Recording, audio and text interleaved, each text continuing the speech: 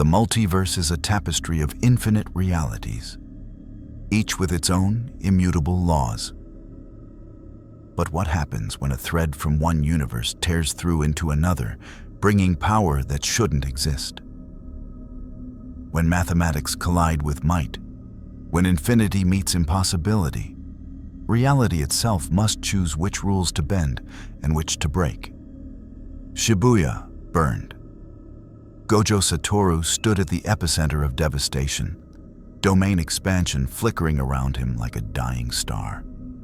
Pseudo-Geto's cursed spirits swarmed from every direction, a desperate gambit to overwhelm even the limitless. But they had miscalculated. They always did. Domain expansion, Gojo whispered, blood trickling from his nose as he pushed his cursed energy beyond sustainable limits. Unlimited void. The barrier erupted outward and struck something it shouldn't have. Hidden beneath Shibuya's streets, a cursed object pulsed with alien energy. Not cursed energy, but something older. Something that predated even Sukuna. A fragment of reality from another universe entirely, bleeding through the cracks between worlds. When unlimited void's guaranteed hit effect crashed into it, two fundamental laws of physics met in mutual rejection. Space screamed. Gojo felt it immediately. The sensation of existence folding in on itself, of his technique not being nullified but inverted. Infinity turned inside out. The mathematical certainty that protected him became the equation that ejected him from reality itself. Then he was falling through colors that didn't exist, past dimensions that had no names, while his six eyes burned with information overload. In every possible universe flickered past him in nanoseconds. Worlds of dragons, worlds of superheroes, worlds of pure energy, worlds of absolute darkness. And then, impact. Metropolis gleamed under afternoon sun, its crystalline towers reflecting light like modern art given form. Street-level crowds moved with the casual confidence of people who lived under Superman's protection. Tourists photographed the daily planet globe. Food vendors called out lunch specials. Business people rushed to meetings. None of them noticed the air shimmer above Centennial Park. Gojo Satoru materialized 15 feet above perfectly manicured grass, infinity stuttering for the first time in his adult life. He hit the ground hard, rolling instinctively, coming up in a defensive crouch with his blindfold askew. His six eyes activated immediately. He's scanning for threats, for cursed energy signatures, for nothing. No cursed energy. Not reduced, not suppressed, completely absent. The air didn't hum with the background radiation of human negativity. The city's emotional output, the fear, the anger, the jealousy that should have created a dense fog of cursed energy, simply dispersed into nothing, unformed, uncollected. It was like being deaf in one ear, blind in one eye. A sense he'd relied on since birth, suddenly severed. What the hell? Gojo muttered, standing slowly. His hand went to his face, adjusting his blindfold back into place. Through the fabric, his six eyes could still perceive the world in perfect detail. Light waves, heat signatures, the molecular structure of the surrounding grass. But the cursed energy sense returned only static. Around him, park-goers stopped and stared. A jogger pulled out her phone. A hot dog vendor pointed. Whispers rippled outward. Did he just appear? Is that a costume? Should we call the police? Gojo ignored them, focusing inward. His cursed energy reserves remained intact, a vast ocean accumulated over 28 years of perfect six eyes efficiency. But he could feel the difference immediately. No ambient cursed energy to draw from, no automatic replenishment from the environment. What he had was what he'd brought with him, a battery with no outlet to recharge. He tested Infinity carefully, feeding it the minimal cursed energy required to activate. The technique sparked to life, and relief washed through him. Space divided properly.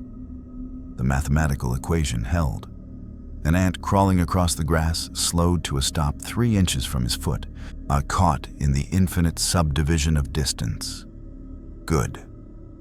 The core technique worked, but maintaining it would drain him faster here without environmental cursed energy to offset the cost. "Excuse me, sir?" A police officer approached cautiously, hand near his weapon but not drawing it. Metropolis cops were trained for weird. "I'm going to need you to explain what just happened." Gojo tilted his head, studying the man through his blindfold. Normal human. No cursed energy because nothing here had cursed energy. No weapons that could threaten him. Heart rate elevated but controlled. Brave, approaching someone who'd appeared from thin air. "I'm lost," Gojo said simply, his casual tone making the officer blink. "Could you tell me what city this is?" "Metropolis, sir, and I'm going to need to see some ID." The officer's radio crackled. "All units, not be advised. Unidentified meta-human manifestation in Centennial Park. Possible teleporter. Superman has been notified." Gojo's eyebrows rose above his blindfold. "Superman?" The officer's hand moved closer to his weapon. "Sir, please remain where you are. He didn't finish the sentence. A rush of displaced air, a blur of red and blue. And suddenly a man floated 10 feet above them, cape billowing despite the absence of wind, sunlight seeming to gather around him like a personal spotlight. Gojo's 6 eyes fed him information in microseconds. Cellular structure unlike anything on Earth, his Earth. Absorbing solar radiation at impossible rates. Muscle density that defied physics, sensory organs processing information across spectrums humans couldn't perceive. And power. Vast, almost incomprehensible power radiating from every cell. And the Superman descended slowly, landing with impossible grace for someone who probably weighed 300 pounds of solid muscle. His expression was carefully neutral. Concerned, but not hostile. Ready, but not aggressive. "I'm Superman," he said, voice calm and reassuring despite the tension crackling through the air. "I don't recognize you. Are you from Earth?" Gojo studied him through the 6 eyes, processing data faster than the alien could blink. Strength sufficient to move tectonic plates. Speed approaching light. Durability that would shrug off Jogo's maximum meteor. This wasn't a cursed spirit. This wasn't a sorcerer. This was something entirely different. And most interesting of all, when Gojo's 6 eyes tried to calculate how to damage him, the equations became complex. Not impossible, but genuinely challenging. For the first time in years, Gojo Satoru smiled with genuine interest. "That depends," he said, his casual tone making Superman's eyes narrow slightly. "Which Earth are we talking about?" Above them, invisible to everyone except Gojo's enhanced perception, 3 satellites reoriented to focus on Centennial Park. In the Watchtower orbiting Earth, alarms began to sound. In LexCorp Tower, sensors detected a spatial anomaly and flagged it for immediate analysis. In the House of Mystery, John Constantine's cigarette fell from his lips as he felt reality's fabric still trembling from a wound that shouldn't exist. The DC Universe had just encountered something it had no framework to understand. A being whose power came not from this reality's rules, but from mathematics so fundamental they transcended dimensional boundaries. And Gojo Satoru, standing in alien grass under an alien sun, realized he'd just walked into a universe where gods were real, where aliens defended humanity, and where his assumption of being the strongest was about to be tested in ways even he couldn't have imagined. If you want to see more crossover battles and unexpected universe collisions, hit that subscribe button and drop the name of a character and universe you'd want to see in the comments below. Let's explore the infinite together. Superman's X-ray vision swept over Gojo, finding nothing, not because there was nothing to see, but because infinity was already active, preventing even electromagnetic radiation from truly reaching him. The Kryptonian's eyes narrowed further.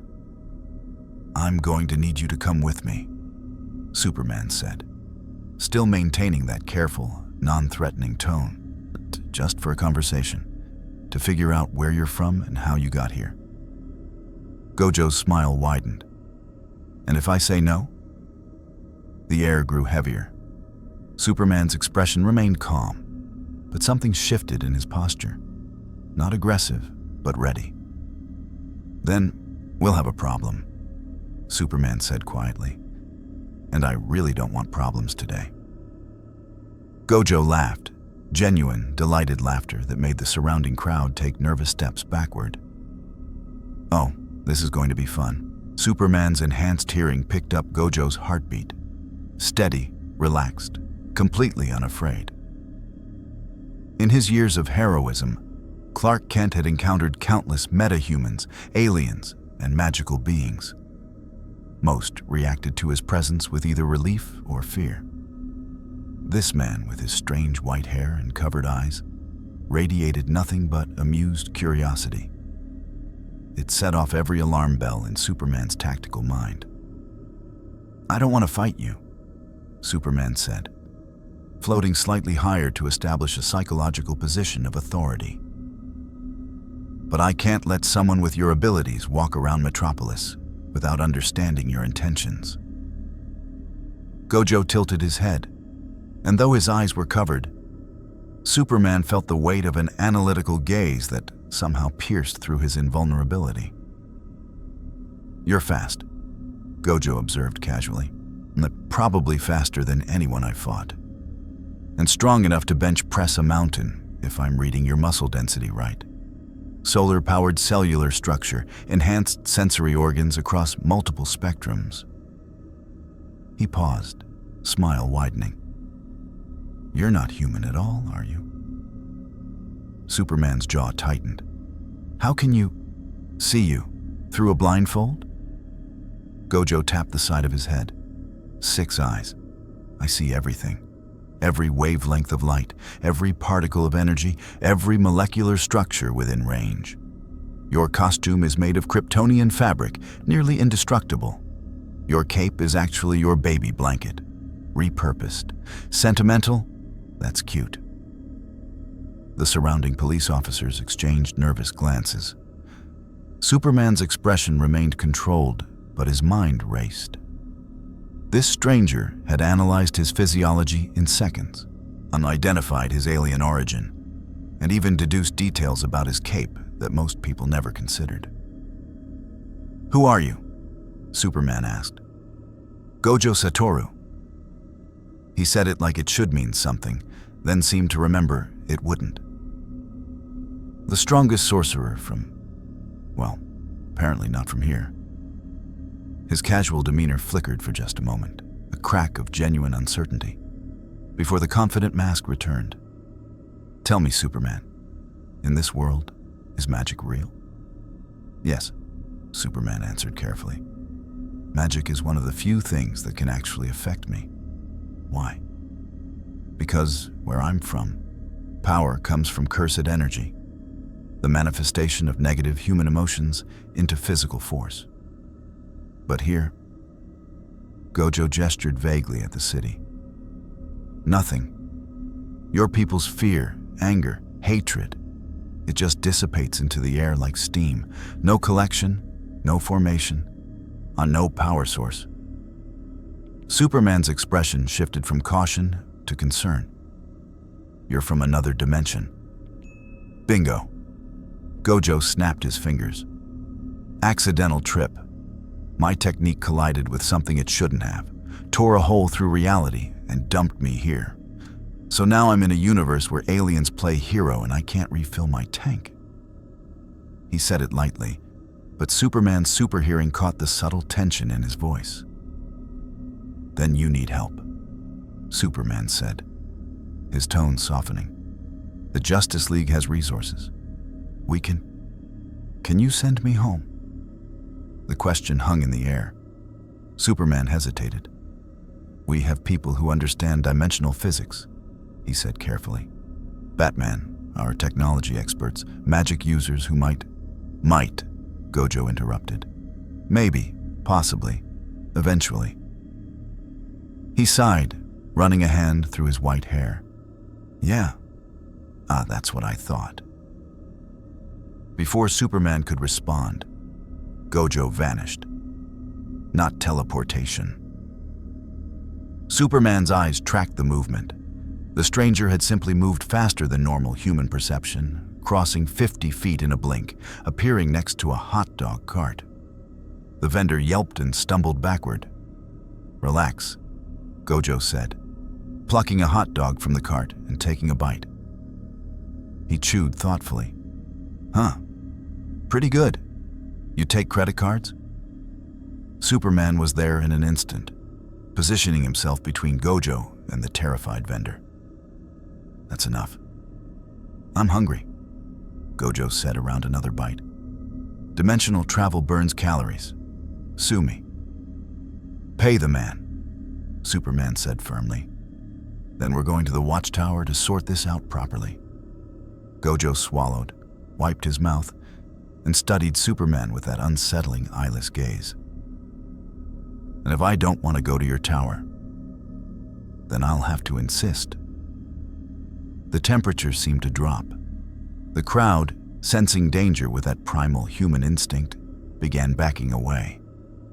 The police officers drew their weapons, but looked uncertain about whether bullets would matter against beings having this conversation.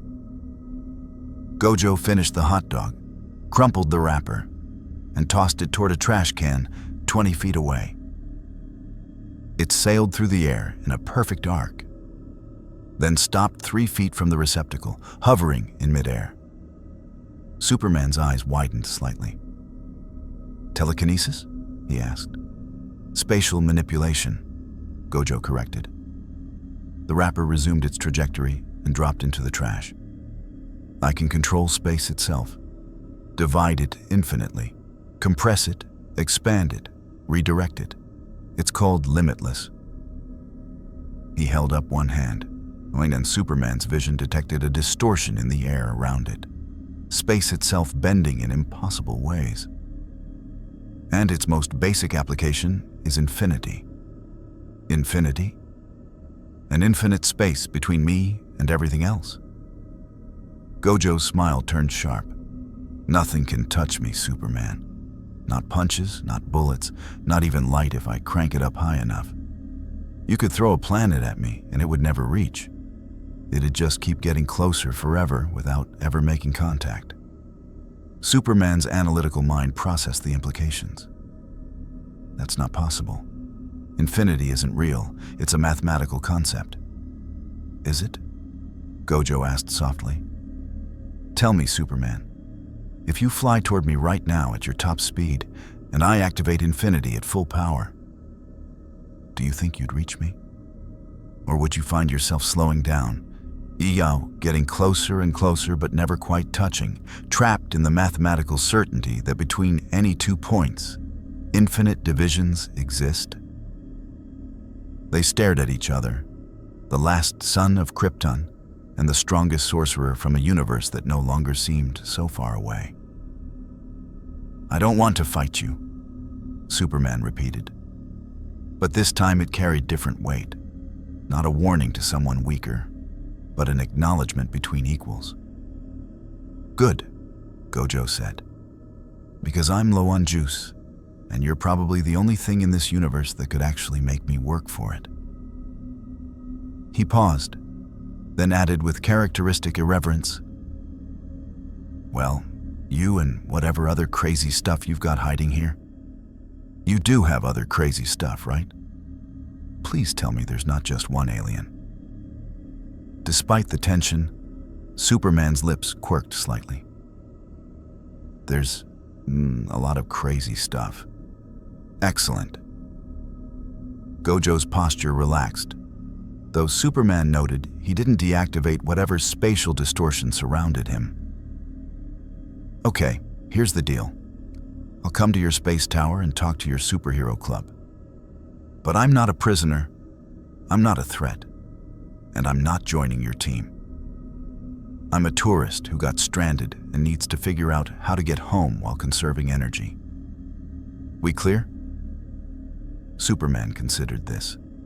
Every instinct told him this man was dangerous, not malicious necessarily, but powerful enough that unchecked presence could cause catastrophic problems.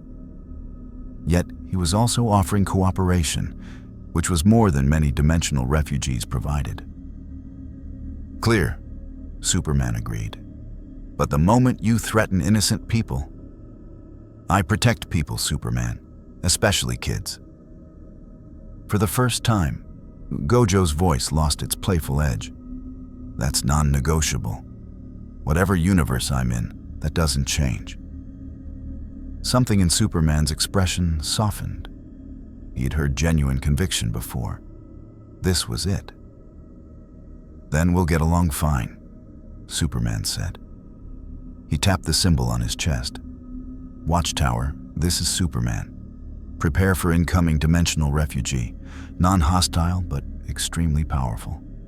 Alert the League. A voice crackled through his communicator. Batman's growl, unmistakable even through static. Description? Superman glanced at Gojo, who waved cheerfully. White hair, covered eyes. Claims to manipulate space itself and has something called infinity that prevents physical contact. Says he's from another dimension where power comes from human negativity.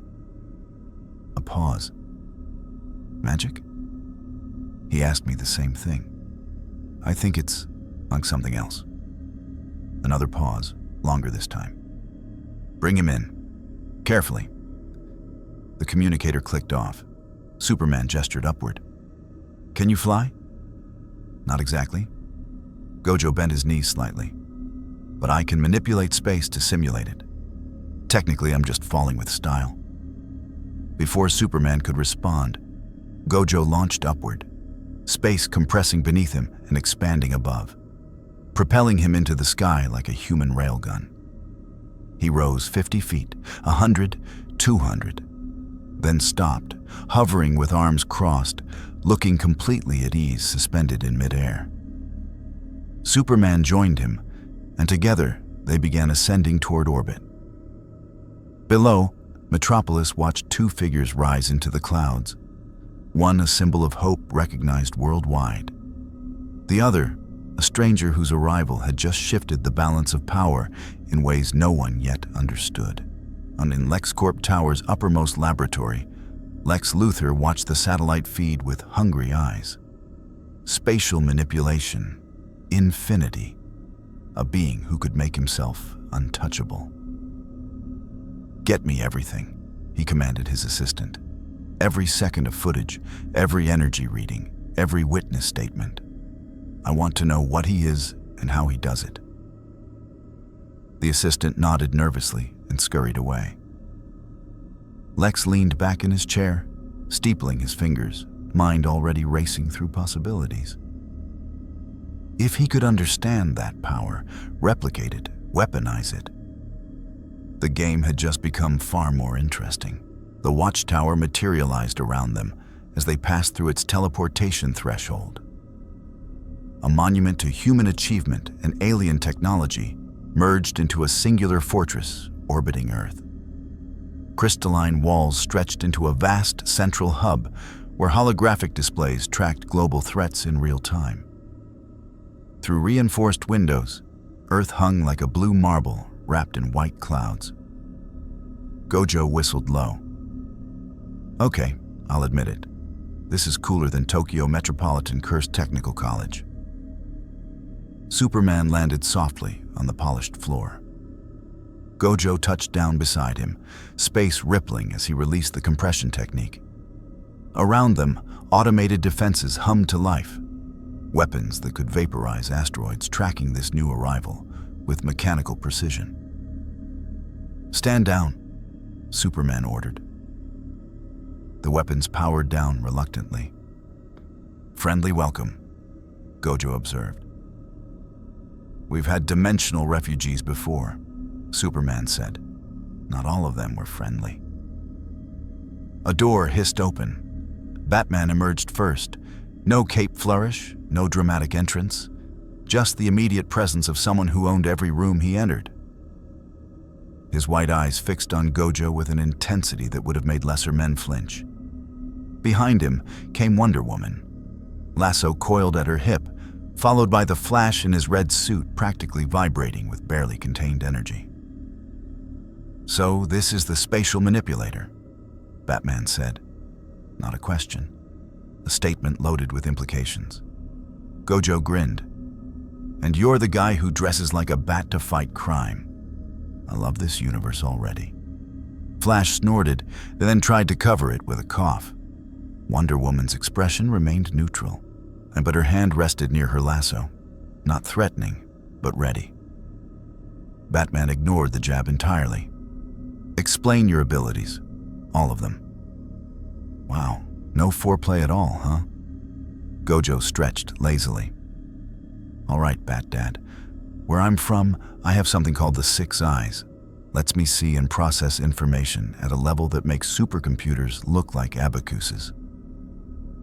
Combined with my limitless cursed technique, I can manipulate space itself. Infinity is the basic application. Infinite space between me and anything I don't want touching me. Then there's blue, which creates a point of convergence like a black hole's pull. Red is the opposite, repulsion. Purple combines both and erases whatever's in its path." He said it casually, like describing a grocery list. The League members exchanged glances. "Erases?" Wonder Woman asked. "At the atomic level," Gojo confirmed. "Plus, I can create a domain expansion, basically a pocket dimension where I guarantee my attacks hit and overload my opponent's senses with infinite information. Oh, and I can heal myself using reverse curse technique, though that's expensive energy-wise." Silence. Flash broke it first. "Dude, that's the most overpowered kit I've ever heard." "Thanks," Gojo beamed. "I worked hard being born talented." Batman's jaw tightened microscopically, the only sign of irritation. "Superman's report indicates you're experiencing power limitations here." Gojo's smile dimmed slightly. "Sharp. Yeah, my power source, cursed energy, doesn't exist in your universe. I've got reserves from home, but no way to replenish them naturally. I can maintain infinity indefinitely since it's passive, but active techniques burn through what I've got. Once I'm empty," he shrugged, "I'm just a really perceptive guy with fancy eyes." "How long until depletion?" Batman asked immediately. "Depends on usage. Conservative estimates, few months of normal activity. But one full domain expansion would drain me completely." Gojo's tone remained light, but Superman's hearing caught his elevated heart rate. "So, I'm motivated to find a way home, or figure out how to adapt before that happens." Batman nodded slowly, processing. "We have magic users who might help you access alternative energy sources. Zatanna, Dr. Fate, Constantine." "Already planned on it," Gojo interrupted. "But first, I need to know what I'm dealing with. This universe has aliens." He gestured at Superman. "Advanced technology. A wave at the Watchtower. And magic. What else? Gods, demons, alternate dimensions, time travel. Lay it on me?" Wonder Woman stepped forward. "I am Diana of Themyscira, daughter of Hippolyta, champion of the Amazons. Yes, gods are real. I serve them." "Killer," Gojo said genuinely. "Your world's mythology is different from mine, but I respect the divine when it doesn't screw with mortals too much."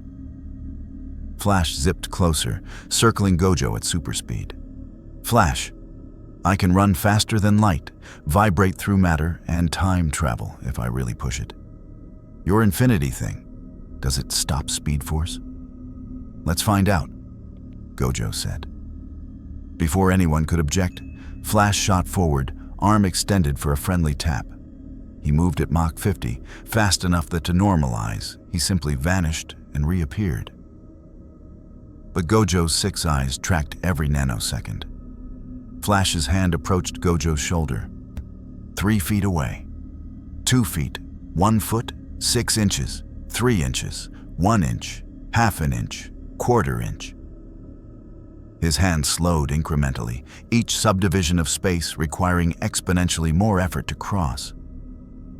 The speedster's eyes widened as he realized he was running at full speed but getting nowhere, trapped in an infinite approach that would never reach its destination. Okay, that's weird, Flash yelped, pulling back. He shook his hand as if it had fallen asleep. It's like running through molasses that gets thicker the closer you get. Except it's not molasses, it's just space, math. This is hurting my brain.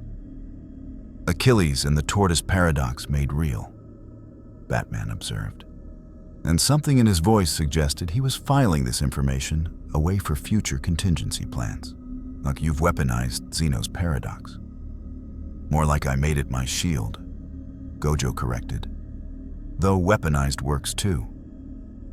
Superman crossed his arms. What about energy attacks? Heat vision, plasma, electricity? Same principle. Light can reach me because I let it. Otherwise I'd be blind and invisible. But attacks? Gojo shrugged. They slow down just like everything else. I can filter what gets through based on mass, speed, and intent. It's automatic. Intent? Wonder Woman's eyes sharpened. You're saying it reads minds? Reads threat level and targeting vectors? If something's coming at me to harm me, Infinity activates. If you're handing me a sandwich, it goes through. Convenient, Batman said dryly. I prefer elegant. Gojo's smile returned full force. So, now that we've established I'm not a threat unless you make me one, how about you tell me what kind of problems this universe has? Because I'm betting with Superman around, you've got some serious heavy hitters causing trouble. The League members looked at each other. Some unspoken communication passed between them. Years of partnership condensed into glances and micro-expressions.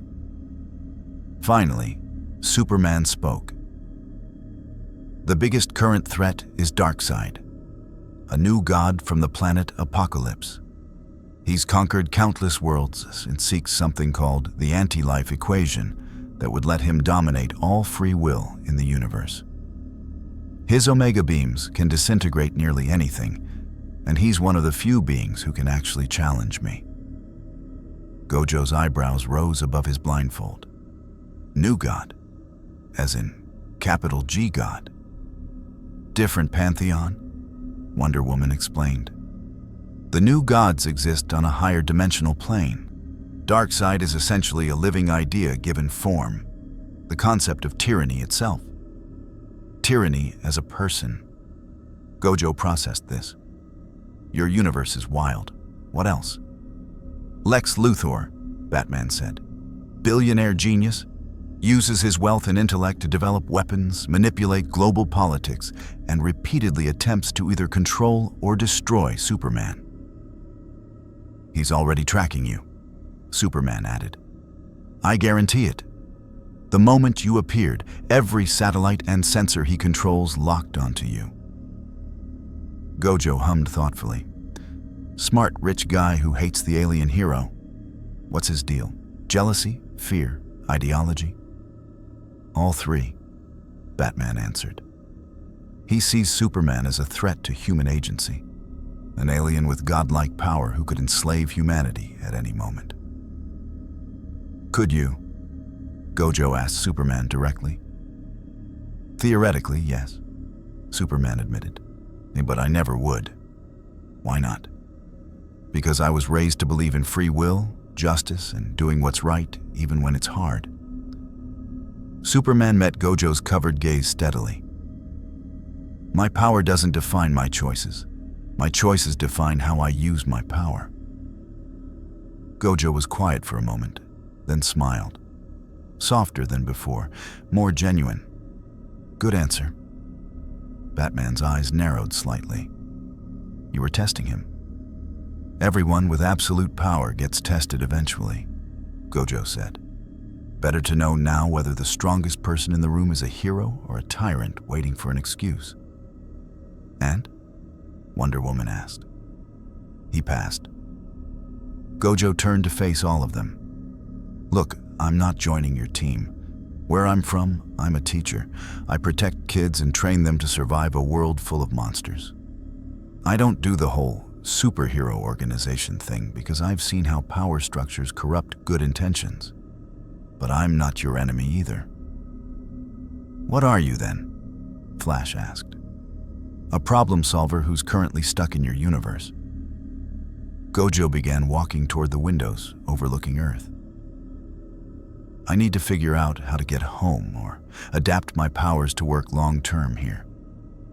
While I'm doing that, I'm not going to let innocent people get hurt if I can prevent it. But I'm not taking orders. I'm not signing up for your chain of command, and I'm definitely not letting anyone, government, hero, or villain, try to control me. That's going to be a problem, Batman said flatly. Governments don't like unchecked power operating freely. Then governments are going to have to deal with being uncomfortable. Gojo glanced back over his shoulder. I've spent my entire life being the strongest. Everyone either wanted to use me as a weapon or eliminate me as a threat. I didn't bow to that pressure in my world, and I won't here either. The temperature in the room seemed to drop. Wonder Woman's hand tightened on her lasso.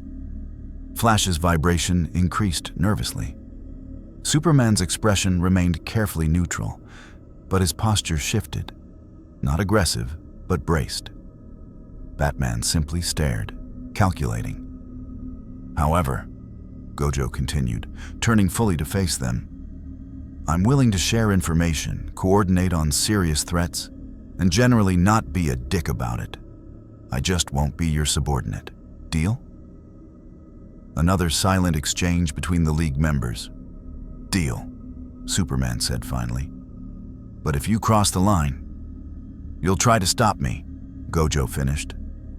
I expect nothing less. That's what makes you heroes instead of tyrants.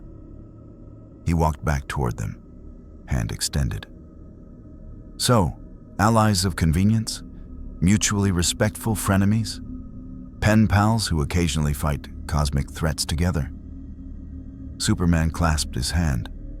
The moment their skin made contact, Gojo deactivated Infinity, a gesture of trust that didn't go unnoticed. Allies, Superman agreed. For now. I'll take it. Gojo released his hand and turned to Batman. You'll still make contingency plans for killing me, won't you? Batman didn't even blink. Yes. Respect. Gojo laughed. I'd do the same. Flash leaned toward Wonder Woman, whispering loudly, Is it weird that I kinda like him? Very weird, she whispered back. But there was the hint of a smile. An alarm blared suddenly. Holographic displays lit up, showing multiple breach points across the city. Batman was at the console instantly, fingers flying across controls. LexCorp facility downtown, he reported. Armed assault in progress, experimental weapons division. Lex testing his new toys? Flash guessed. Or someone's testing them for him. Wonder Woman said grimly. Superman looked at Gojo. Want to see how we handle a typical Tuesday? Gojo's smile was sharp as broken glass. Thought you'd never ask. The teleportation beam deposited them 3 blocks from LexCorp's experimental facility. Far enough to avoid triggering perimeter defenses, close enough to reach the combat zone in seconds. Gojo materialized alongside the League members, his 6 eyes immediately cataloging the tactical situation with superhuman precision. 50 armed combatants wearing advanced exosuits, energy weapons crackling with ionized plasma. A perimeter of civilians pinned down behind overturned vehicles. 3 hostages visible through the facility's reinforced windows. And in the center of it all, coordinating the assault with military efficiency. "Intergang," Batman growled, crouching behind a concrete barrier. "Apocalyptian weapons. This isn't a robbery. It's a field test," Superman finished grimly. Gojo observed the scene with detached fascination. Mars, the exosuits amplified human strength to superhuman levels, not enough to threaten someone like Superman, but devastating against normal resistance. The plasma rifles could melt through steel, and the combatants moved with professional coordination that spoke of extensive training. "So what's the play?" Gojo asked. "You fly in and tank everything while the others mop up?" "Too many civilians in the crossfire," Wonder Woman said, already uncoiling her lasso. "We need precision, not power." Flash vibrated anxiously. "I could disarm them in 3 seconds, but those plasma rifles have deadman switches. If they go down too fast, the weapons auto-fire." "Classic problem," Gojo mused. "Need to neutralize the threat without triggering the fail-safes." He tilted his head.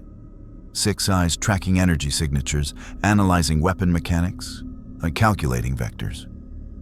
Those exosuits, they're using some kind of exotic power source, not electrical. Dimensional energy? Batman's head snapped toward him. "You can see that?" 6 eyes see everything. Gojo pointed at one combatant. "His suit is drawing power from micro-portals connecting to somewhere else. Probably Apocalypse, if I'm following your context clues. Cut the dimensional feed, the suit's power down." "Can you do that?" Superman asked. Gojo considered. "Maybe. But it'll cost cursed energy I can't recover. How important is this?" 3 hostages inside, Batman said flatly. "Experimental weapons that could level 6 city blocks if detonated. Important enough." Gojo sighed. "You heroes and your moral imperatives." But he was already stepping forward, raising one hand. "All right, crash course in Limitless. Blue creates a center of gravity, attracts everything toward a single point. I'm going to use it to collapse the dimensional portals feeding those suits." "Wait," Superman started. Too late. Gojo's cursed energy flared, invisible to normal eyes, but blazing like a supernova to his 6 eyes.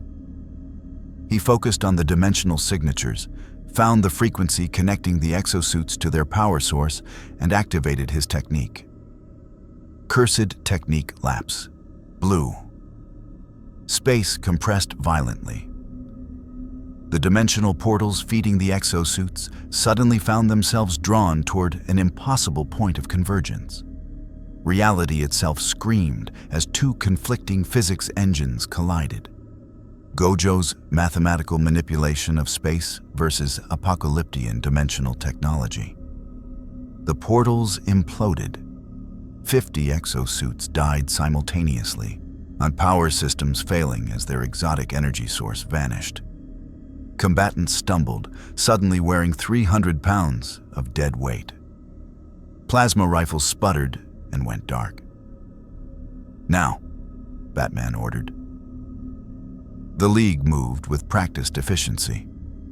Flash disarmed the combatants in a red blur, vibrating weapons apart at the molecular level.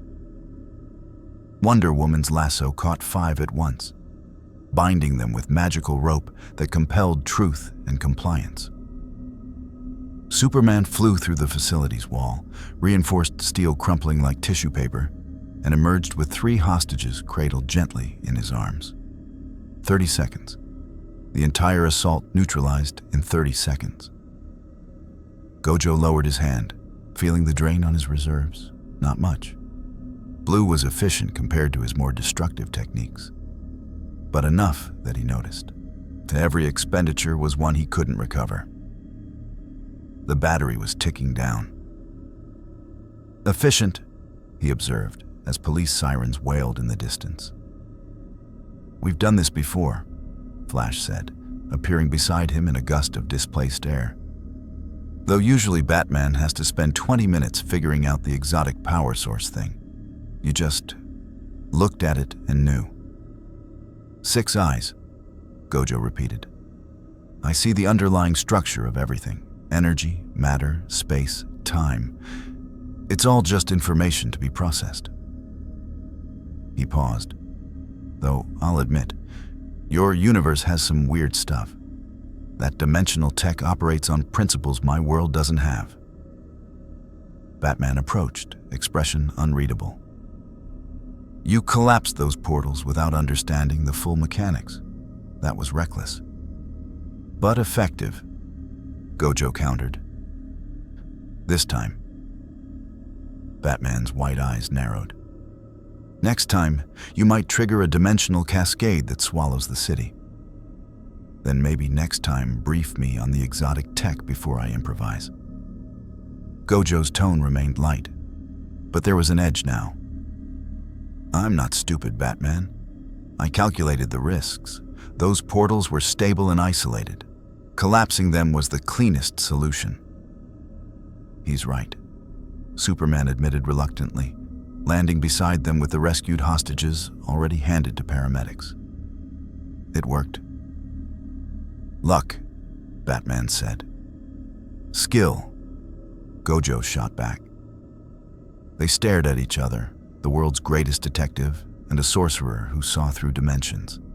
Some unspoken battle of wills played out in that moment, each measuring the other's competence and threat level. Wonder Woman cleared her throat diplomatically. Perhaps we should secure the scene before debating methodology. Already secured, Flash announced, gesturing to the 50 bound combatants. Though these guys aren't talking. Dead man protocols, if they reveal anything about who supplied the weapons, implants in their skulls fry their brains. Lovely, Gojo muttered. So whoever's behind this is thorough. Darkseid doesn't accept failure, Superman said grimly, and he doesn't leave loose ends. An explosion of light and sound erupted from the LexCorp facility. The League spun, combat ready. Gojo's Infinity activated automatically as a figure emerged from the building's smoking entrance. Not a combatant, not a villain. Lex Luthor, impeccably dressed despite the chaos, strode through the debris with the confidence of someone who owned everything he surveyed. 2 bodyguards flanked him, but Luthor's attention fixed immediately on Gojo with laser focus. Fascinating, Luthor said, voice smooth as silk and sharp as razors. A new player demonstrates intimate knowledge of apocalyptic technology within hours of arriving in our universe. His smile was perfectly calculated. Mr. Satoru, I presume. I caught your dramatic entrance on satellite feed. Gojo cocked his head. And you're the billionaire with a Superman hate boner. Lex Luthor, right? Flash snorted again. Superman's jaw tightened. Luthor's smile never wavered. I prefer concerned citizen with legitimate questions about alien influence on human sovereignty, Luthor said. But yes, we've never been formally introduced. He stepped closer, and Gojo noticed the bodyguards' suits hummed with the same dimensional energy signature as the exosuits. More refined and more powerful. Your ability to manipulate space itself is remarkable. I'd love to discuss the underlying principles. I bet you would, Gojo said lazily. Let me guess. You want to study my technique, replicate it, weaponize it, and use it to level the playing field against Superman? Luthor's smile widened. You are perceptive, though I'd phrase it as ensuring humanity has options beyond relying on alien saviors. Tell me, Mr. Satoru, in your universe, how do normal humans survive alongside beings of overwhelming power? It was a good question, a pointed question, one designed to probe Gojo's philosophy and create division between him and the League. They don't, Gojo answered honestly. Most humans in my world are sheep waiting for wolves to eat them. The strong protect them or exploit them. There's no middle ground. Superman's expression darkened. That's a bleak worldview. It's reality, Gojo said with a shrug. Power creates hierarchy. The only question is whether those at the top use their strength to shelter or dominate. He turned back to Luthor. And you're worried Superman's the dominating type, wearing a hero's mask. Are you? Luthor asked. Not worried enough to trust you instead, Gojo said flatly. I can see through your bodyguard suits, Luthor. Same apocalyptic tech as the assault team. Either you supplied Inner Gang with those weapons to test them, or you're using the same supplier. Either way, you're neck deep in today's mess. Luthor's smile finally cracked. Just a hairline fracture. But Gojo's 6 eyes caught it. Baseless speculation. Provable fact, Batman interjected, holding up a small device. So, encrypted transmitter found on one of the combatants. LexCorp proprietary frequency. You were coordinating with them. Circumstantial, Luthor countered smoothly. Perhaps they stole the frequency. Perhaps it's a frame job. Proving intent in court is remarkably difficult. We're not interested in court, Wonder Woman said, hand on her lasso. No? Luthor's calculating gaze swept across all of them. Then what? Vigilante justice? How very human of you, Diana. His attention returned to Gojo. You see the problem, don't you, Mr. Satoru? They operate outside the law, accountable to no one, enforcing their personal morality through overwhelming force. Today, they're stopping criminals. Tomorrow, who decides? The same person who always decides in systems like this, Gojo said. Whoever's strongest. He locked eyes with Luthor, or would have, and if his eyes were visible. And that's not you. Luthor's expression went cold. Not yet. Not ever, Superman said firmly, stepping between them. Lex, you're not walking away from this. Those weapons killed 6 security guards. Am I? Luthor spread his hands innocently. I was inside my own facility when it was attacked. I'm a victim, Superman. Unless you have actual evidence connecting me to the assault, evidence that would hold up in a court of law, you're just harassing a prominent businessman. Batman's jaw clenched. They had evidence, but Luthor was right. It was circumstantial. A good lawyer would shred it in minutes, and Luthor employed the best lawyers money could buy. This isn't over, Superman said quietly. It never is, Luthor agreed. Then, turning back to Gojo with that calculated smile restored. Mr. Satoru, then when you tire of playing sidekick to these self-appointed guardians, I'd welcome a conversation. I have resources that could help you understand this universe's physics, possibly even find a way home. All I ask in exchange is knowledge, how your fascinating abilities work, academic curiosity between intellectuals. Academic curiosity, Gojo repeated mockingly.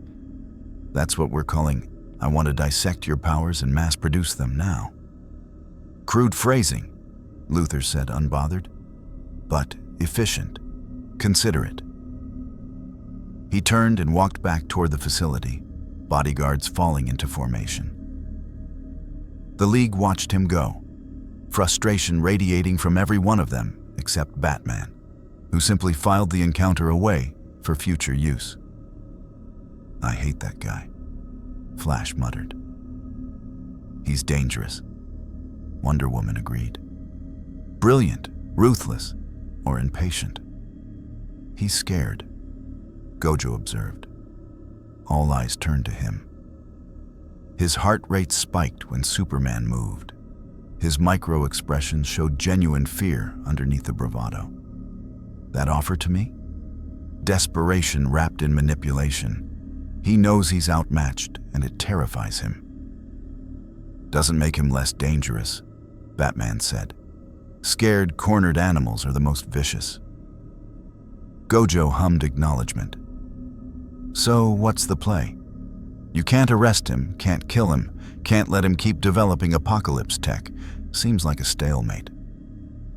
We keep watching, Superman said tiredly. Document his activities. Wait for him to make a mistake we can prove. Reactive instead of proactive, Gojo noted. Not how I'd handle it. What would you do? Wonder Woman asked, and there was genuine curiosity in her tone. Gojo was quiet for a moment, not weighing his answer. In my world, I'd go to his office right now, trap him in a domain expansion, show him infinite information until his mind shattered, and eliminate the threat permanently. The League stared at him.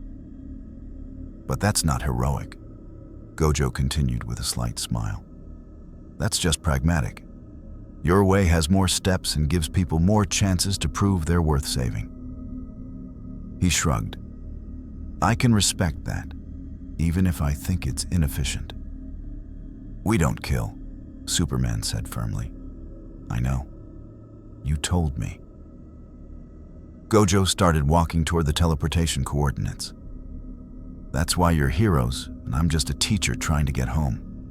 Different philosophies, different methods. Doesn't make either of us wrong, just different. Flash zipped up beside him. For what it's worth, I think your way would cause more problems than it solves. Sure, you'd eliminate Lex, but then what? Every hero becomes judge, jury, executioner. Where's the line? The line's wherever the strongest person draws it, Gojo said. That's always been true. You just pretend there are rules because it makes you feel better about the power you wield. That's cynical, Wonder Woman said, but not unkindly. That's experienced, Gojo corrected. I've been the strongest since I was born. I know what absolute power does to people, including me. Your rules, your codes, your hesitation to use full force, those aren't weaknesses. They're the only things keeping you from becoming the tyrants you fight. Superman floated up beside him, expression thoughtful. You've thought about this a lot. Every day, Gojo admitted. When you can kill anyone, anytime, anywhere, but you spend a lot of time justifying why you don't. He glanced at Superman. You understand that, don't you? Every day, Superman echoed quietly. They stood there for a moment. Two beings of overwhelming power, separated by universes, but united by the weight of strength too vast to fully use. Batman's communicator crackled. All units, stand down. Scene secured. Casualties, 6 dead, 14 injured. Perpetrators in custody. Not enough, Gojo said softly, looking at the body bags being loaded. It's never enough. No, Superman agreed.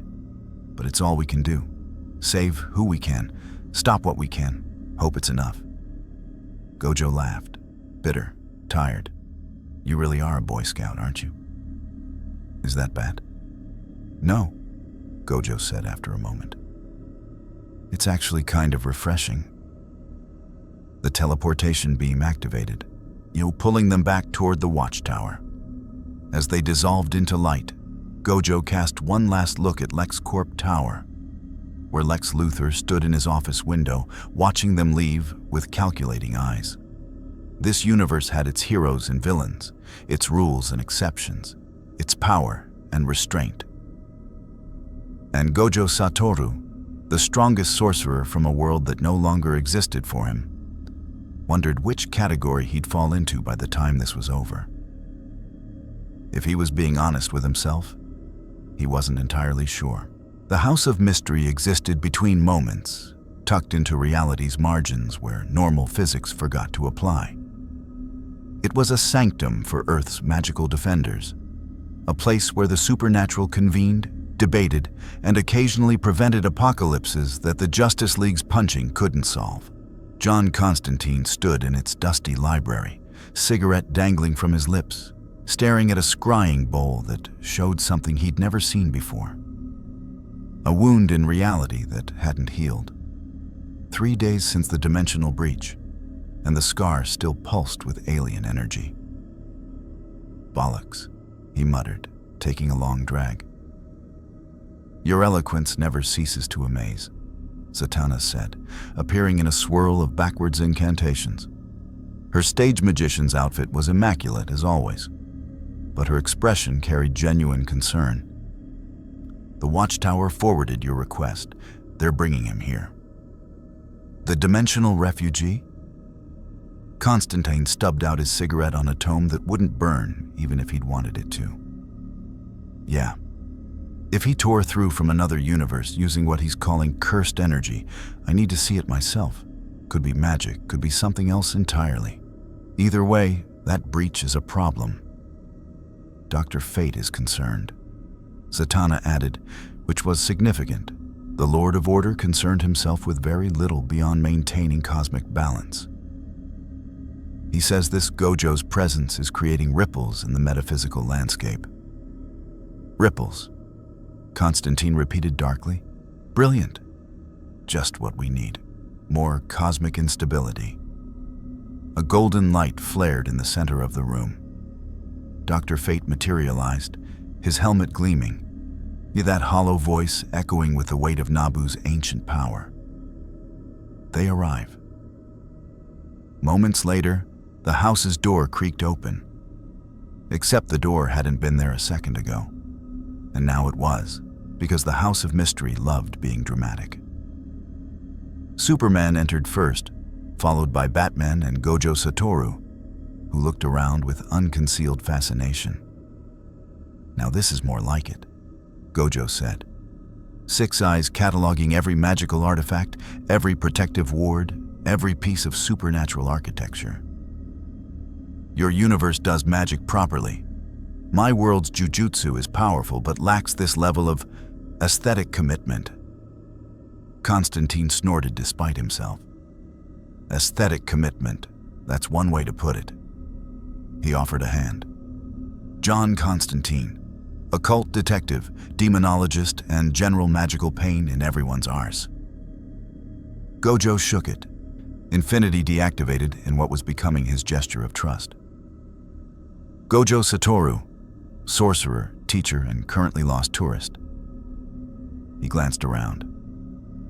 "This place exists partially outside normal space. Clever. Prevents dimensional intrusion and scrying." "You can see that?" Zatanna asked, intrigued. Six eyes see everything. Gojo tapped his blindfold. "Your magic operates on different principles than my cursed techniques. But I can perceive the underlying energy structures. You're bending reality through willpower and spoken incantation. Backward speech for you," he nodded to Zatanna. "And for Mr. Glowing Helmet over there, it's more like channeling a cosmic entity's authority." Dr. Fate's expressionless helm somehow conveyed surprise. "You perceive Nabu?" "I perceive something using your body as an anchor point," Gojo corrected. "Ancient, powerful, concerned with order and balance. An entity from outside normal reality wearing you like a meat suit." He paused. "No offense." "None taken," came Nabu's multi-layered voice. "Your perception is accurate. I am Nabu, Lord of Order, bound to this vessel to maintain cosmic balance. And you, Gojo Satoru, are an anomaly, an equation that should not exist within this universe's mathematics."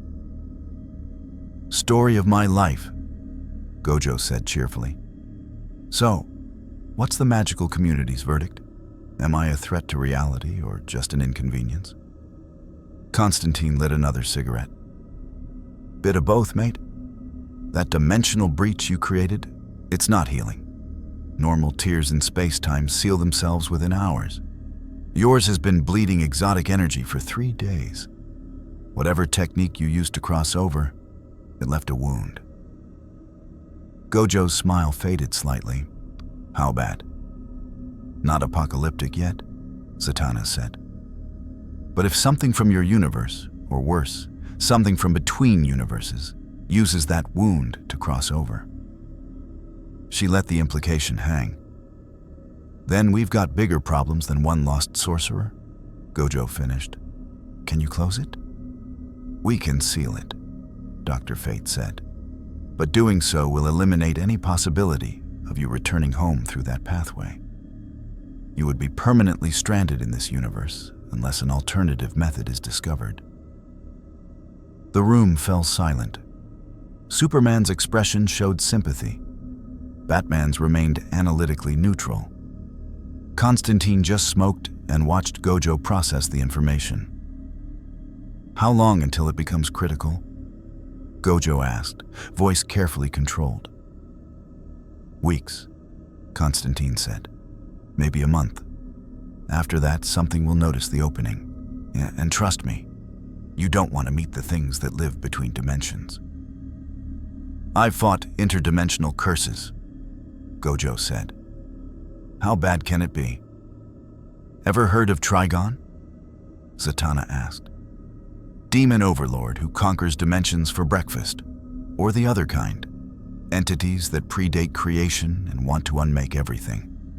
Or the dark multiverse, universes built on nightmare logic that occasionally try to invade ours.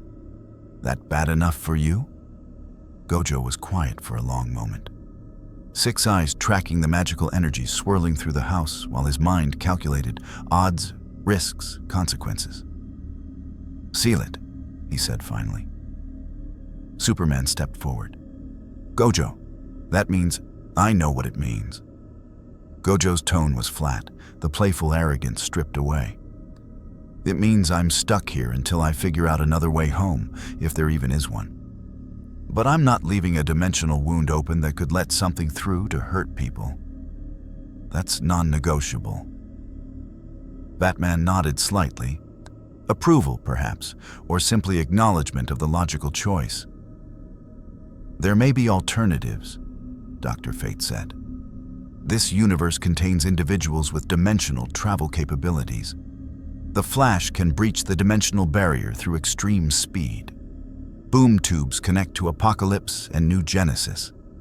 And there are sorcerers who specialize in dimensional magic. But all of those require knowing the exact dimensional coordinates of your home universe, Constantine added. And since you arrived through an uncontrolled tear, there's no way to trace back where you came from. It's like being dropped in the ocean and asked to find the exact cup of water you started in. Impossible odds, Gojo said. My favorite kind. But the bravado sounded forced, even to him. Zatanna approached, expression sympathetic. We'll help you look for alternatives. But in the meantime, you need to understand how magic works in this universe.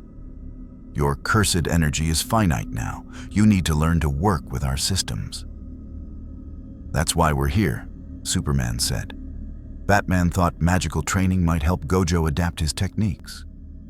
Practical, Gojo acknowledged. All right, teach me how your magic works. Maybe I can hybridize the systems. Constantine raised an eyebrow. Hybridize? Mate, magic and whatever you do might not be compatible. Could blow up in your face, literally. Only one way to find out, Gojo said, that reckless confidence returning. I've spent my whole life being told something was impossible and then doing it anyway. And this universe might not have cursed energy, but it has power. I just need to figure out how to make it work with my techniques. Dr. Fate observed him silently, then, your confidence borders on arrogance. Only borders? Gojo grinned. I must be slipping. Despite the gravity of the situation, Constantine chuckled. All right, dimensional refugee with a god complex. Let's see what you can actually do. Zatanna, want to run him through the basics? This should be interesting, she said, gesturing for Gojo to follow her to a clearer section of the library. Protective wards flared to life around them, containment in case something went wrong. Magic in this universe operates on several principles. There's mystic arts, drawing power from other dimensions, spoken incantation, words as focuses for reality alteration, divine magic, channeled from gods or cosmic entities, and chaos magic, pure reality warping through will alone. Your cursed energy sounds closest to chaos magic, but fundamentally different. Different how? Gojo asked, genuinely curious. Chaos magic reshapes reality itself, Zatanna explained. What you do seems more like enforcing mathematical certainties onto space. You're not changing the rules, you're exploiting them perfectly. Exactly right, Gojo confirmed. Limitless works because infinity is mathematically real. I'm not creating something impossible. I'm making reality acknowledge what's already true in mathematics. Infinite division of space exists theoretically. I just make it literal. Constantine exhaled smoke thoughtfully. So you're not a wizard. You're a mathematician who bullies physics into compliance. Best description I've heard yet. Gojo laughed. Though there is a supernatural element. Cursed energy isn't purely physical. It's formed from negative emotions. Fear, anger, hatred coalesce into tangible power. That's the part that doesn't work here. Actually, Dr. Fate interjected, negative emotional energy does exist in this universe. It fuels demons, empowers dark artifacts, feeds entities like Parallax, the fear entity. The difference is that here, such energy typically requires conscious channeling or demonic pacts. It doesn't naturally form into individual reserves. Gojo processed this, 6 eyes distant as he considered implications. So the raw material exists, but the collection mechanism doesn't. I'd need to learn how to channel emotional energy the way your demons do. Absolutely not, Constantine said immediately. That's a fast track to possession, corruption, or worse. Humans who tap into demonic energy never end well. What about divine energy? Gojo asked, turning to Dr. Fate. You're channeling a cosmic entity. Could I do something similar? Nabu and I are symbiotic, Dr. Fate said. Such bonds require consent from both parties and compatibility of purpose. Moreover, Nabu is bound to maintain order, our goals align. What entity would bond with you? Fair point, Gojo admitted. I'm not really the serve a higher power type. Shocking, Batman said dryly from where he observed near the doorway. Zatanna held up a hand. Let's start smaller. Show me your basic technique, that infinity thing. Activate it, and let me analyze the energy signature. Gojo nodded, feeding cursed energy into his limitless technique. Infinity flared to life around him, space dividing infinitely in all directions. To normal eyes, nothing changed. But Zatanna's magical senses lit up, and she gasped. It's not magic. It's pure spatial manipulation through... She struggled for words. Through belief made manifest? No, that's not right either. It's like you're convincing space that infinity is real and space agrees because mathematically it has to. Close enough, Gojo said. The cursed energy is just the fuel. The technique is the engine, and that engine runs on mathematical truth. Constantine stepped closer, magical senses extended. And the 6 eyes? What are they? Genetic trait, Gojo explained. Born with them. They let me perceive and process information at levels normal humans can't comprehend.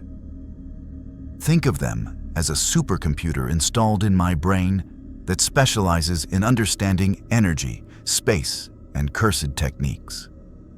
So, your power is partially biological, Batman observed, filing this away. Not just learned technique. Both, Gojo confirmed. Six Eyes are genetic. Limitless is inherited clan technique. The combination is what makes me, me. Dr. Fate's helmet gleamed as Nabu analyzed. Your energy signature is foreign to this universe's metaphysical structure. When you expend cursed energy here, it dissipates completely rather than returning to any dimensional cycle. This confirms Constantine's assessment. You cannot replenish naturally. Then help me learn to adapt, Gojo said, all traces of playfulness gone. I've got maybe 50 full-power technique uses left before I'm running on fumes. After that, I'm just a really perceptive guy who can maintain passive infinity. Teach me how to tap into this universe's power sources. Zatanna and Constantine exchanged glances. Some unspoken communication passed between them. It'll be dangerous, Zatanna warned. Trying to force compatibility between different magical systems can cause backlash.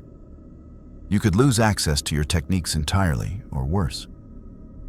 Or I could successfully hybridize them and become the first sorcerer who works in both systems. Gojo countered. Risk versus reward. I'll take those odds. Constantine lit yet another cigarette. You're insane. I'm desperate, Gojo corrected. There's a difference. Not much of one, Constantine muttered. My buddy was already pulling dusty tomes from shelves. All right, you beautiful idiot. Let's see if we can teach you dimensional magic without killing you in the process. Zatanna, grab the Grimoire of Watchtower. We'll start with basic dimensional energy channeling and work up from there. This is a terrible idea, Batman said. Probably, Superman agreed. But he's right about running out of power. We need to give him options. Dr. Fate raised one hand, golden light coalescing. I will monitor the process. Should metaphysical contamination occur, I will intervene to prevent catastrophic failure. Reassuring, Gojo said with a grin that didn't quite reach his covered eyes. Shall we begin? They formed a circle. Earth's magical defenders and a sorcerer from another universe entirely. Zatanna began explaining dimensional theory. Constantine chain-smoked and interjected sarcastic commentary. Dr. Fate observed with Nabu's ancient wisdom. Batman and Superman watched, ready to intervene if this went sideways. And Gojo Satoru, the strongest sorcerer from a world he might never see again, began the desperate process of learning to adapt or die trying. Outside the House of Mystery, the dimensional wound pulsed once, twice, 3 times. And something on the other side noticed. 3 weeks of magical training felt like 3 years. Gojo sat cross-legged in the House of Mystery's practice chamber, sweat beading on his forehead despite the climate-controlled environment. Around him, protective wards glowed with barely contained power, insurance against what Constantine called catastrophic metaphysical rejection, which was just fancy talk for you might explode. Again, Zatanna instructed, patient despite this being the 47th attempt. Feel for the dimensional energy. Don't force it. Magic here isn't about domination. It's about negotiation. Gojo extended his senses. 6 eyes perceiving layers of reality most humans couldn't imagine. He could see the dimensional energy Zatanna described. Threads of power connecting this universe to others. Potential waiting to be channeled. But every time he tried to grasp it, his cursed energy interfered. 2 incompatible systems trying to occupy the same space. It's like trying to grab water with chopsticks, Gojo muttered. The framework's there, but the execution keeps slipping. Because you're thinking like a Jujutsu sorcerer, Constantine said, somehow making it through his fifth cigarette of the hour. Your cursed energy is personal, internal, generated from emotion. Our magic is external, borrowed, channeled from somewhere else. You can't use the same mental muscles. Then I need new muscles, Gojo said, frustration creeping into his voice. 21 days of training, and he'd managed exactly 3 successful dimensional energy channels, each one lasting less than 5 seconds before his cursed energy reasserted dominance and shut it down. Dr. Fate materialized in the corner, having monitored from the ethereal plane. Your progress, while slow, is unprecedented. No sorcerer in this universe has successfully channeled 2 metaphysical systems simultaneously, even briefly. That you've done so 3 times suggests adaptation is possible. Possible isn't good enough, Gojo said sharply. I've used blue twice in field operations with the League. 2 more uses of red during training, 1 purple to stop that meta-human riot. I'm down to maybe 40 full-power techniques left, and that's being optimistic. The room fell silent. They all knew the math. At his current expenditure rate, Gojo had perhaps 2 months before his cursed energy reserves depleted to critical levels. After that, he'd retain passive infinity and his 6 eyes perception on him, but the devastating offensive techniques that made him the strongest would be gone. There might be another option, Zatanna said hesitantly. All eyes turned to her. It's risky, potentially very dangerous, but artifacts. Constantine's expression darkened. Zatanna, hear me out, she continued. This universe has objects that store and channel magical power. The orb of Nabu, the helmet of fate, even simple enchanted items. If Gojo could create an artifact that stores cursed energy, he could preserve his reserves for true emergencies. Creating artifacts requires understanding of both the power being stored and the universe's metaphysical structure, Dr. Fate said. Gojo lacks the latter. Any attempt could result in the artifact rejecting his energy, or worse, the energy becoming corrupted by incompatibility. Or it could work, Gojo said, latching onto the idea with desperate hope. I understand cursed energy better than anyone. If you teach me artifact creation theory, I can figure out the bridge between systems. Batman's voice crackled through the communicator he'd left behind before returning to Gotham. Define worst-case scenario. Constantine exhaled smoke slowly. Worst case? The artifact becomes a dimensional bomb. Gojo's cursed energy, forced into an incompatible container, destabilizes. When it ruptures, it tears another hole between universes, maybe bigger than the first one.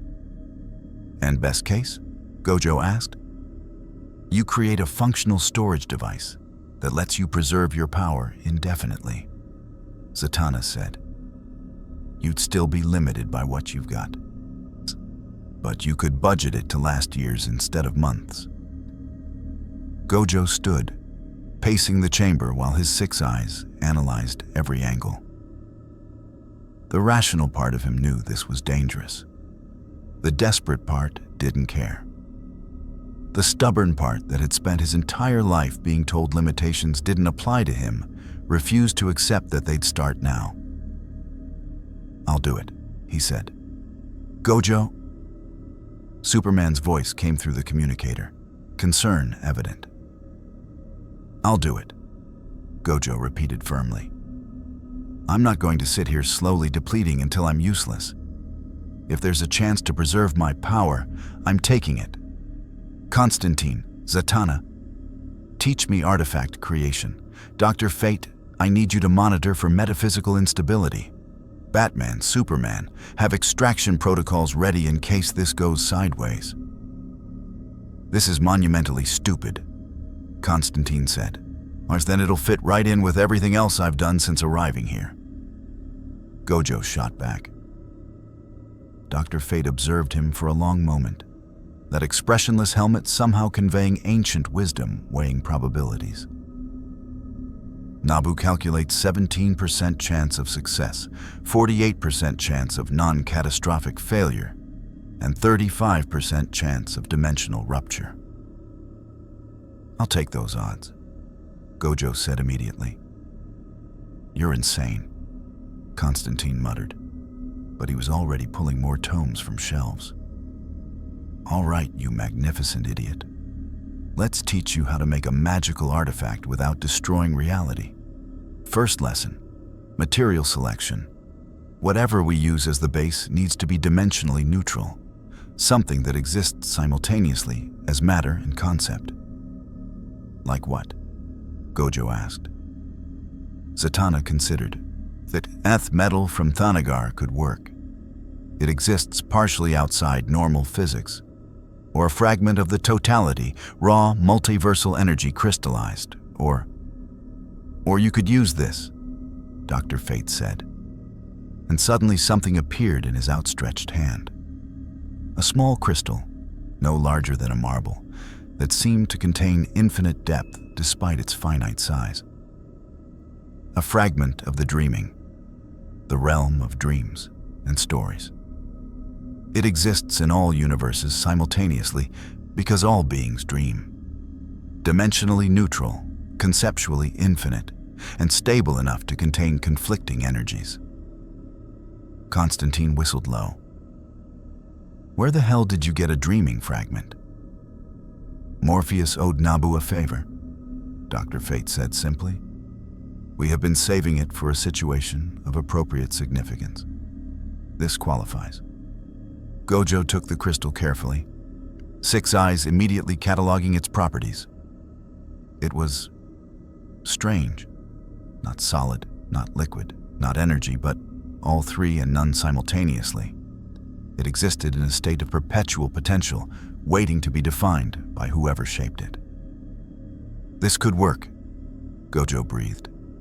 It's conceptually flexible enough to hold both cursed energy and dimensional magic.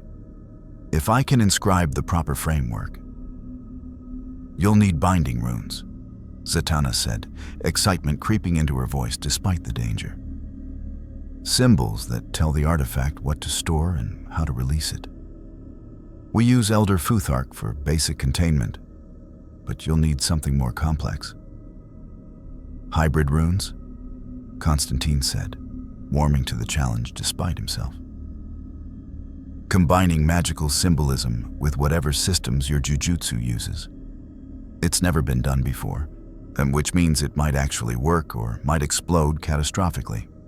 50-50 odds. Better than 17%, Gojo said with a grin. They worked through the night, or what passed for night, in a house that existed outside normal time.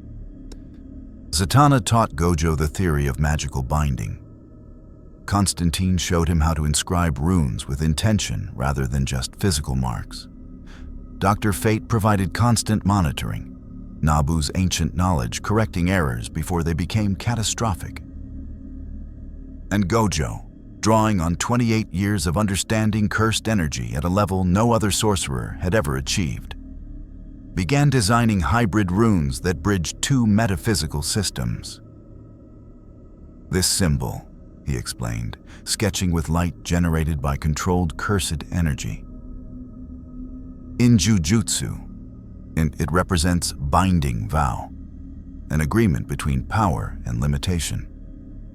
If I combine it with your Norse Algiz rune for protection and containment, you get a symbol that promises to contain power while limiting its release. Zatanna finished, eyes wide. That's brilliant. It's insane, Constantine corrected. But he was leaning in closer, studying the hybrid rune with professional fascination. If it works, you've just created an entirely new branch of thaumaturgical theory.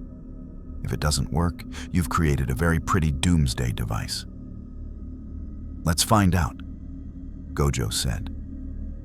He held the dreaming fragment in his left hand, right hand hovering above it. Cursed energy flowed from his reserves, carefully controlled, precisely measured. 1% of his total supply, enough to test the concept without catastrophic loss if it failed, and the hybrid runes appeared in the air around the crystal, glowing with power that was neither purely magical nor purely cursed, something new, something unprecedented. Zatanna and Constantine maintained stabilization wards. Dr. Fate stood ready to contain any metaphysical breach. Gojo fed his cursed energy into the crystal. For a heartbeat, nothing happened. Then the dreaming fragment began to change. It solidified slightly, taking on a faint blue tint that matched Gojo's cursed energy signature. The hybrid runes sank into its surface, not carved, but absorbed, becoming part of the crystal's essential nature. "It's working," Zatanna whispered. The crystal pulsed once, twice, 3 times. With each pulse, it drew more cursed energy, but not uncontrollably. The binding runes were doing their job, regulating flow, establishing parameters, creating a stable relationship between 2 incompatible systems. Gojo's 6 eyes tracked every microsecond of the process. He could see his cursed energy being translated into a format the crystal could contain, not changed, not corrupted, but temporarily encoded in dimensional neutral terms. The artifact was becoming a bridge, a translator between Jujutsu and DC magic. "How much can it hold?" Constantine asked, voice tight with tension. "Testing now," Gojo said, feeding more energy. 2%, 3, 5, 10. The crystal expanded slightly, growing from marble-sized to golf ball-sized, its internal structure becoming more complex as it adapted to the stored power, still stable, still functioning as designed. 15%, Gojo announced, cutting off the flow.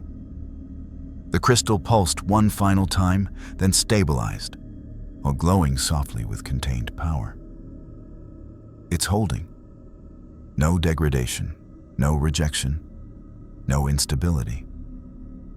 Dr. Fate's helm gleamed with what might have been satisfaction. "Nabu confirms. The artifact is stable. You have successfully created a dimensional bridge through pure innovation and desperate cleverness." "That's humanity for you," Constantine said, lighting a celebratory cigarette. "Too stupid to know when something's impossible, so we just do it anyway." Gojo laughed, genuine relief flooding through him. He held up the crystal, watching it catch light from impossible angles. "So, I can store 15% of my reserves safely. That's 6 full-power purple attacks, or 30 blue activations, or maintained red for 15 minutes. And you can retrieve it without loss?" Zatanna asked. Gojo focused, mentally activating the retrieval rune. Cursed energy flowed from the crystal back into his reserves. Smooth, clean, no degradation. Perfect recovery. This actually works. "Don't celebrate yet," Batman's voice cut through the communicator. "You've proven the concept. Now you need to scale it. One artifact holding 15% is useful. Multiple artifacts holding your full reserve would be strategic." "Always the tactician," Gojo said. But Batman was right. "How many dreaming fragments do we have?" "Just the one," Dr. Fate said. "But now that we understand the principles, we can attempt to use other dimensionally neutral materials. The process will be trial and error." "And expensive," Constantine added. "Materials like that don't come cheap, and we'll burn through a few before finding what works." "I've got time," Gojo said. He then corrected himself. "Well, 2 months, but that's better than 2 weeks ago." Superman's voice came through, warm with approval. "Good work, all of you. Gojo, this means you can stay active with the League without depleting so quickly." "Speaking of League activities," Batman interrupted, We have a situation. Lex Luthor's LexCorp just purchased a decommissioned particle accelerator from STAR Labs. Given his recent interest in dimensional technology and specifically in Gojo's abilities, this timing is suspicious. Gojo's smile turned sharp. He's trying to replicate dimensional breach technology, probably hoping to study the tear I left or create his own controlled portals. That's our assessment, Batman confirmed. Superman, Wonder Woman, and I are preparing to investigate. Ask Gojo. We could use someone who understands dimensional physics. And you want to see if my new toy works in the field, Gojo added. I'm in. When do we move? Tonight. 2,200 hours. Metropolis Industrial District. I'll be there, Gojo confirmed, then looked at the magical specialists who just helped him achieve the impossible. Thank you, all of you. I know this was risky. Still is, Constantine pointed out. That artifact's stable now, but we've got no long-term data. Could destabilize in a week, a month, a year. Or it could work perfectly forever, Zatanna countered optimistically.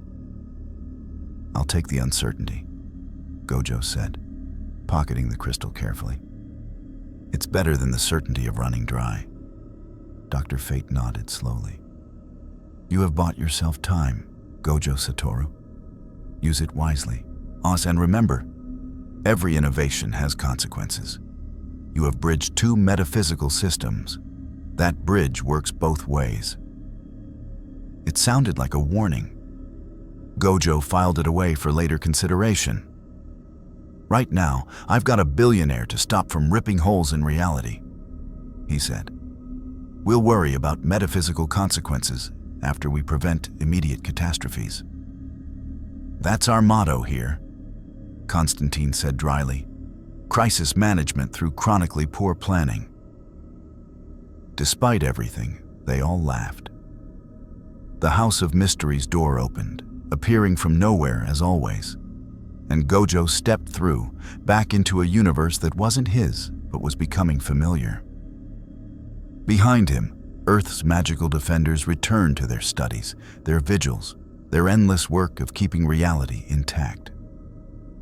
And in his pocket, the crystallized fragment of dreams pulsed softly, containing power that shouldn't exist in this universe, but did anyway. Because Gojo Satoru had never been good at accepting impossibility. And this universe was slowly learning that about him. The Metropolis Industrial District looked different at night. Shadows stretched between warehouses. Streetlights created pools of amber illumination. And the city's gleaming towers became distant stars on the horizon. The decommissioned particle accelerator sat at the district's edge, a massive cylindrical structure that had once probed the fundamental nature of reality before budget cuts shut it down. Now, Lex Luthor owned it, and what Lex Luthor owned, he used. Gojo materialized on a rooftop adjacent to the facility, space compressing to deliver him from the Watchtower's teleportation coordinates. Batman was already there, crouched in his signature gargoyle pose, scanning the building with technology that made Gojo's 6 eyes seem almost redundant. Almost. 32 guards, Batman reported without preamble. New 12 scientists working in the central chamber, heavy electromagnetic shielding preventing detailed scans of the interior. And Lex is here personally. Thermal signature matches his profile in the administrative wing. Confident, Gojo observed, joining Batman at the roof's edge. Most villains don't show up to their secret evil science projects in person. Lex doesn't consider himself a villain, Batman said flatly. He sees himself as humanity's defender against alien threats. That makes him more dangerous. True believers always are. Superman landed silently beside them, cape settling with practiced grace. Wonder Woman is covering the east approach. Flash is running perimeter to prevent escape routes. We go in quiet, assess what Lex is actually doing, and then decide on intervention. And if he's actively trying to tear holes in dimensions? Gojo asked. Then we stop him, Superman said simply. But I'd prefer to do it legally. Evidence first, force as last resort. Your commitment to rule of law is admirable and inefficient, Gojo noted. But it's your universe. I'll follow your lead. Batman's eyes narrowed slightly. That might have been approval or suspicion. With Batman, it was hard to tell. They moved as a unit, crossing the distance to the facility in seconds. Superman's flight was silent. Batman's grappling hook made no sound. And Gojo simply walked through the air, space compressing beneath each step, infinity preventing any possibility of detection. The particle accelerator's exterior was reinforced concrete and steel, and designed to contain energies that could atomize normal matter. To Superman, it was tissue paper. To Gojo, it didn't exist at all. Infinity meant walls were suggestions, not barriers. But they were trying stealth, so they used the maintenance access Batman had already hacked. Inside, the facility hummed with power. The particle accelerator, supposedly decommissioned, was clearly operational. Gojo's 6 eyes tracked energy signatures flowing through modified conduits, building towards something in the central chamber. Not nuclear, not conventional electromagnetic fields, dimensional energy, the same signature as the apocalyptian technology from the Intergang assault. He's actually doing it, Gojo muttered. That insane billionaire is trying to punch through dimensional barriers using a particle accelerator as a battering ram. Can he succeed? Superman asked, voice tight. Gojo focused his 6 eyes, analyzing the energy patterns, the mathematical framework, the structural integrity of reality in this location. Maybe. The principle is sound. Accelerate particles to extreme velocities, create collision points that stress dimensional boundaries, force a breach through sheer energy application. It's brute force instead of finesse, but with enough power. He could tear reality like you did, Batman finished grimly. Worse, Gojo corrected. My breach was accidental, immediate, and from the inside out.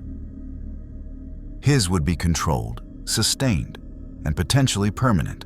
He's not trying to travel dimensions, he's trying to create a stable gateway. Superman's expression darkened. To where? If I'm reading the targeting parameters correctly, Gojo's 6 eyes widened behind his blindfold. He's aiming for my universe, for the Jujutsu Kaisen world. Silence. He wants cursed energy, Batman said, connecting the dots instantly. A power source that doesn't exist here, that could theoretically be weaponized, that would give him an advantage against you and Superman. That narcissistic genius bastard. Gojo breathed, and despite the danger, there was grudging respect in his voice. 3 weeks of observation, and he's already figured out what makes me dangerous. Not just the techniques, the fuel. Take away cursed energy, and I'm mortal. But give it to humans who weren't born with supernatural abilities. Global destabilization, Superman said. If Lex gains access to cursed energy and can distribute it, every human becomes a potential sorcerer. Except they won't have the training, the cultural framework, or the moral guidance that your world developed over centuries. Chaos, Gojo agreed. Cursed spirits would start manifesting from negative emotions. Regular people would accidentally kill themselves trying to manipulate power they don't understand. And Lex would be the one controlling access, making himself indispensable. Batman's jaw clenched. We stop this. Now. They descended into the facility, moving through maintenance corridors with practiced efficiency.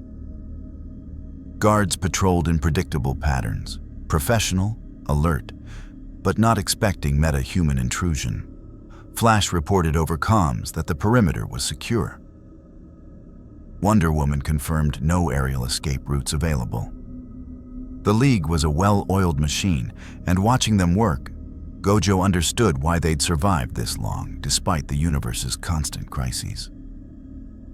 The central chamber came into view. A massive cylindrical space where the particle accelerator's ring dominated everything. Scientists in LexCorp uniforms monitored stations covered in displays showing dimensional stress readings, energy fluctuation graphs, and countdown timers. And at the center, overseeing everything with that characteristic calculating gaze, stood Lex Luthor himself. "Gentlemen," Lex said without turning around, somehow aware of their presence despite their stealth. "I was wondering when you'd arrive. You're 7 minutes later than my projection suggested. Did you stop for coffee?" Batman and Superman exchanged glances. Gojo just smiled. "He had detection systems we didn't catch," Batman growled. "Of course I did," Lex said, finally turning to face them. His expression was calm, almost pleased. Superman's thermal signature is distinctive. Batman's equipment generates a specific electromagnetic profile, and Mr. Satoru's spatial manipulation leaves ripples in dimensional fabric that my new sensors can detect. He gestured to the displays. "I've learned a great deal from studying your arrival, Gojo. Thank you for the data." "You're welcome," Gojo said cheerfully, walking forward with hands in his pockets. "Now shut this down before you kill everyone in a 12-block radius." "Kill?" Lex raised an eyebrow. "I'm being extremely careful. Every calculation triple-checked, on every safety protocol engaged. I'm not trying to destroy anything. I'm trying to create a controlled gateway to another universe, specifically the universe you came from." "I know," Gojo said. "And it's a terrible idea." "Is it?" Lex gestured to the displays showing energy readings. "Your world has power sources, mine doesn't. Cursed energy generated from human emotion, free, renewable, accessible to anyone with training. Imagine the applications: clean energy, medical treatments, defense against alien threats that our current technology can't match. Imagine cursed spirits manifesting in your world," Gojo countered. "Your universe doesn't have Jujutsu sorcerers to exorcise them. You don't have barriers to contain them. You don't have techniques developed over millennia to fight them. You'd be unleashing something you can't control." "We'd adapt," Lex said confidently. "Humanity always does." "After how many deaths?" Superman demanded, floating forward. "Lex, this is insane even by your standards. You're risking dimensional collapse for what? A power source you don't need?" "A power source that would level the playing field," Lex corrected, and for the first time, genuine passion entered his voice. "Superman, you're effectively a god. Gojo, you're untouchable through mathematical certainty. And humanity? We're just clever apes hoping you decide to protect rather than dominate. I'm trying to give my species a fighting chance." "By stealing from mine," Gojo said, voice hardening. "You're not asking permission. You're not negotiating. You're just taking. The consequences be damned." "Consequences I've calculated and deemed acceptable," Lex said. He pressed a button, and the particle accelerator's hum increased. "The breach opens in 90 seconds. You can try to stop me, fight through my guards, destroy the equipment, maybe even succeed. But you'll be too late. The gateway will open, and humanity will have access to cursed energy." "Batman," Superman said urgently. "Working on it," Batman replied, fingers flying across a wrist-mounted computer. "But he's isolated the control systems. I'd need 15 minutes to hack through the encryption." "We have 90 seconds, Superman said. "Then we do it the direct way." Gojo said, and his cursed energy flared, visible now as blue-white light radiating from his body. I'll collapse the dimensional targeting framework. Without precise coordinates, his gateway opens into random space between universes. Instant death for anyone caught in the breach. You'll kill my scientists, Lex said. But there was calculation in his eyes, not concern. No, Gojo said. I'll give them 30 seconds to evacuate first. You're welcome to stay and test your safety protocols personally. Lex's expression finally cracked, a flash of genuine anger before the mask returned. You're bluffing. Am I? Gojo's smile was sharp as broken glass. I protect people, Lex. But you're not people. You're a threat. And I've killed threats before. The only reason I haven't yet is Superman asked me not to. But if you open that gateway, his request becomes irrelevant. They stared at each other, sorcerer and genius, infinite space and human ambition. 60 seconds, a scientist called nervously. Superman moved to the control panels, heat vision warming but not yet firing. Batman positioned himself between Lex and the exit. Wonder Woman's voice came through comms, reporting she was breaching from the east. Flash was ready to evacuate civilians. The League prepared for combat. Lex's guards raised weapons. The scientists looked increasingly terrified as they realized they were caught between forces that could level the building. Last chance, Superman said quietly. Shut it down, Lex. Or what? Lex asked. You'll destroy my facility, my life's work? You'll prove me right, that you're tyrants who decide what humanity can and can't have. We'll stop you from making a mistake that kills millions, Superman replied. That's not tyranny, that's protection. 45 seconds, the scientist called, voice cracking. Gojo reached into his pocket, feeling the crystallized dreaming fragment pulse with stored cursed energy. He could do it. Blue at full power, targeted at the dimensional framework, collapse the targeting without harming anyone if he was precise enough. It would cost him maybe 5% of his reserves. Acceptable. But once he did, there was no walking this back. Lex would know he was willing to actively sabotage human advancement. The billionaire would paint him as the alien threat, the dimensional refugee keeping humanity weak. Public opinion would shift. The League would have to answer uncomfortable questions. Politics, consequences, public perception. All the things Gojo had never cared about because he was the strongest. And strength meant freedom from such concerns. Except he wasn't the strongest here. Not in this universe where gods walked and aliens flew and billionaires could nearly match them through genius alone. Here, strength required more than power. It required strategy. 30 seconds. Gojo, Superman said, and there was a question in his voice. A trust being extended, a choice being offered. Gojo Satoru, who had spent his entire life making unilateral decisions because no one could stop him, suddenly understood what Superman dealt with every day. The weight of having the power to decide, the responsibility of choosing correctly, the burden of living with consequences. Being the strongest wasn't about having power. It was about knowing when to use it and when to show restraint. Satoru, Batman said, using his given name for the first time. What's your call? 20 seconds. Gojo smiled and made his choice. Everyone out, Gojo said calmly. Scientists, guards, everyone not essential to this conversation has 10 seconds to evacuate before I make this building's interior significantly less hospitable. His cursed energy flared brighter, not threatening yet, but the promise of it.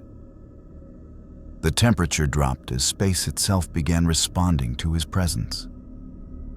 Infinity activated at full power, and reality around him started to distort visibly, like heat shimmer in reverse. The scientists didn't need to be told twice. They bolted for exits, abandoning their stations. Guards looked to Lex, who nodded curtly. They retreated as well, professional enough to recognize when the battlefield had escalated beyond their pay grade.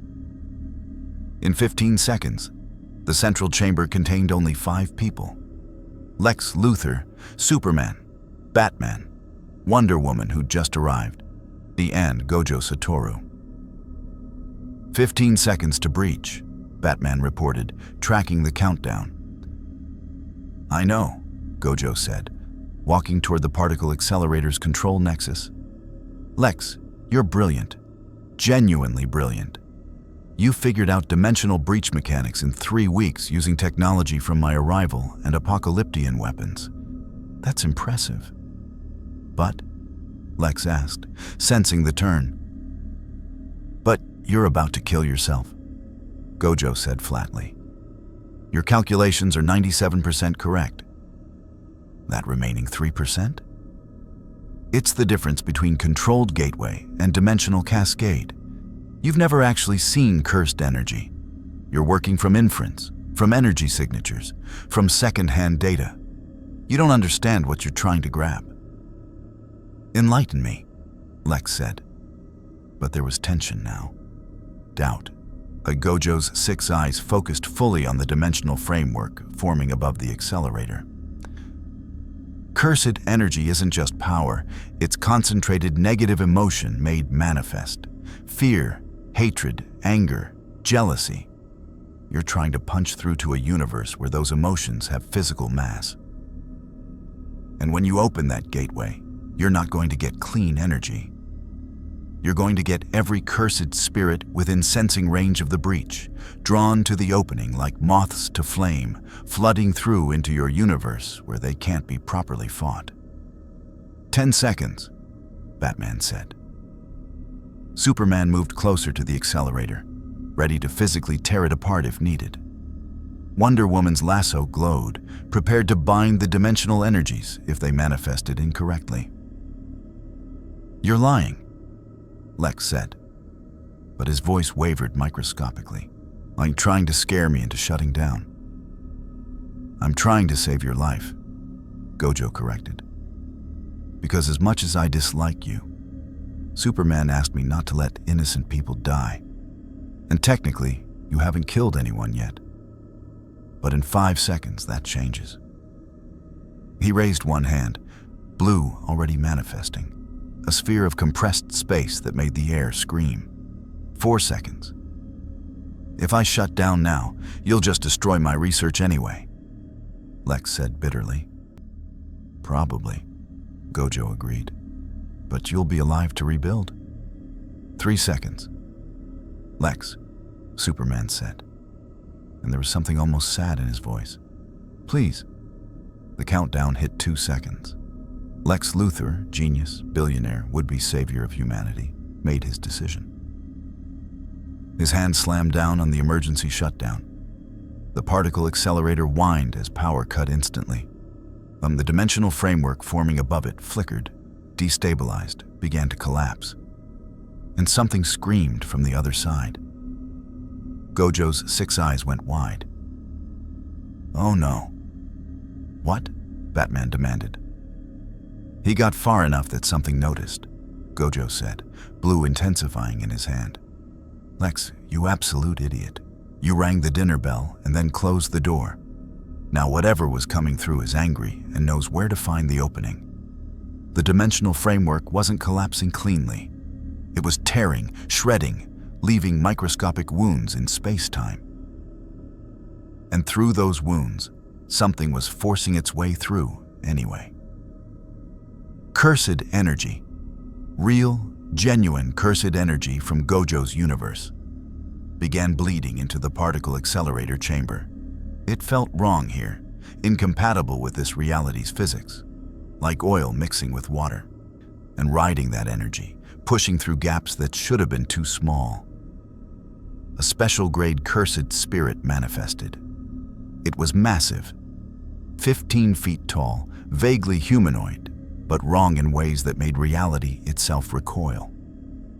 Its body was patchwork nightmare fuel, assembled from fear and hatred and every negative emotion that had fed it over decades. Multiple eyes opened across its form, all of them fixing on the living beings present.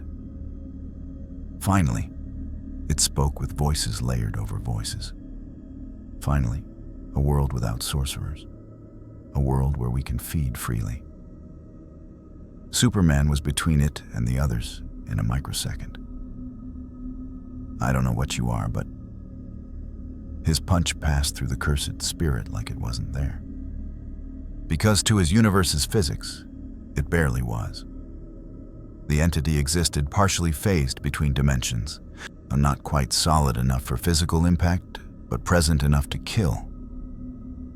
Physical attacks don't work on cursed spirits, Gojo said, stepping forward. They're not matter. They're congealed negative emotion. You need cursed energy to fight them. His expression was grim behind the blindfold, which only I have here.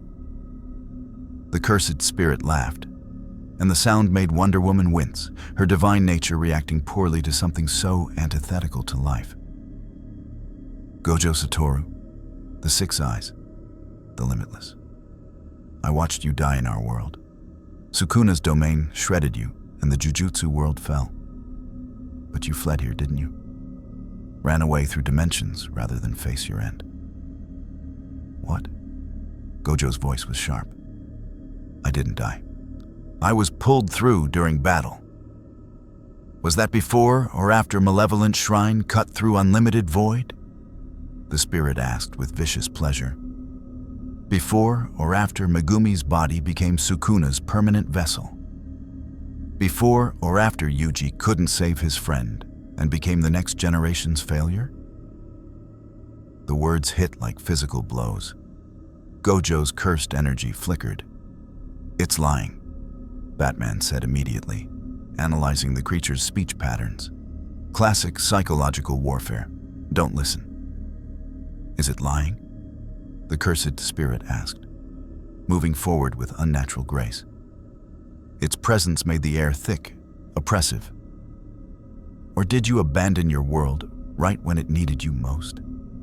The strongest sorcerer, fleeing through dimensions while his students died fighting battles he should have finished. Shut up, Gojo said, and his voice was cold as death. Gojo, Superman said urgently, don't let it manipulate you. But Gojo's mind was racing. The timeline didn't make sense. He'd been fighting in Shibuya, then the dimensional tear, then arriving here, all within what felt like continuous sequence. But dimensional travel didn't necessarily mean simultaneous time. What if he'd been pulled forward? What if months or years had passed in his world? What if... Enough, he said, cutting off that spiral. Even if everything you're saying is true, which it's not, you're still a cursed spirit in a universe full of people who can't defend themselves, which makes you my problem. Can you fight me and maintain infinity? The spirit taunted. Can you use blue, red, purple without depleting the reserves you're so desperately trying to preserve? We felt you creating that artifact, Gojo. We know you're running on empty, and here you can't refill naturally. It was right, and everyone in the room knew it. I can fight long enough to exercise you, Gojo said. But there was calculation in his voice. He was doing the math. Cursed spirit of this size and power would require sustained output. Multiple blues to destabilize its form, red to blast it apart, maybe purple if it proved resistant. That was 10, 15, maybe 20% of his reserves. 20% he couldn't recover. Let us help, Wonder Woman said, drawing her sword, forged by Hephaestus himself, divine metal that had slain gods. My blade has magic. Different metaphysics, Gojo said, Your magic exists in this universe. Cursed energy doesn't. They're incompatible. It's like trying to kill a ghost with a really sharp sword. Doesn't matter how magical the blade is if it can't interact with the target. The cursed spirit laughed again, and now more were appearing. Smaller ones, weaker, but numerous. They squeezed through the dimensional wounds Lex's attempt had created, manifesting in DC Universe reality where they shouldn't exist. A buffet, one of the smaller spirits hissed. So many humans, so much fear. We'll grow strong here. Lex, Batman growled. What have you done? Lex stared at the creatures, and for the first time since Gojo had met him, the billionaire looked genuinely shaken. I didn't know.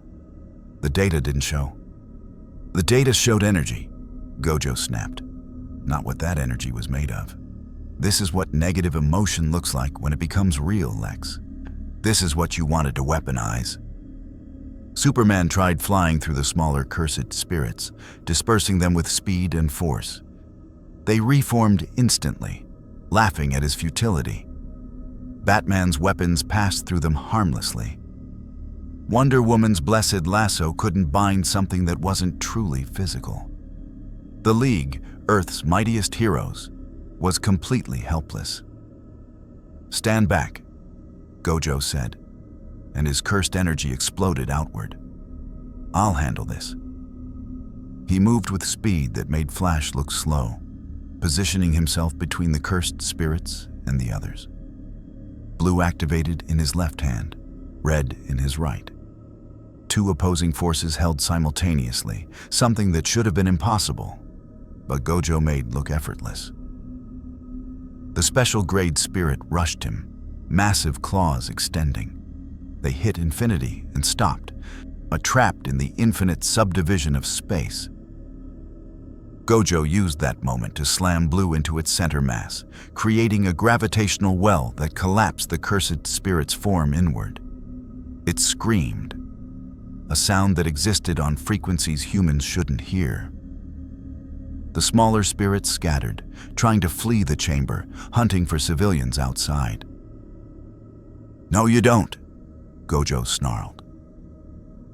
He deactivated Infinity, deliberately making himself vulnerable, and poured cursed energy into a wide-range technique he developed specifically for swarm control. Cursed Technique Lapse. Maximum Blue. A gravitational sphere expanded outward, catching every cursed spirit in the chamber.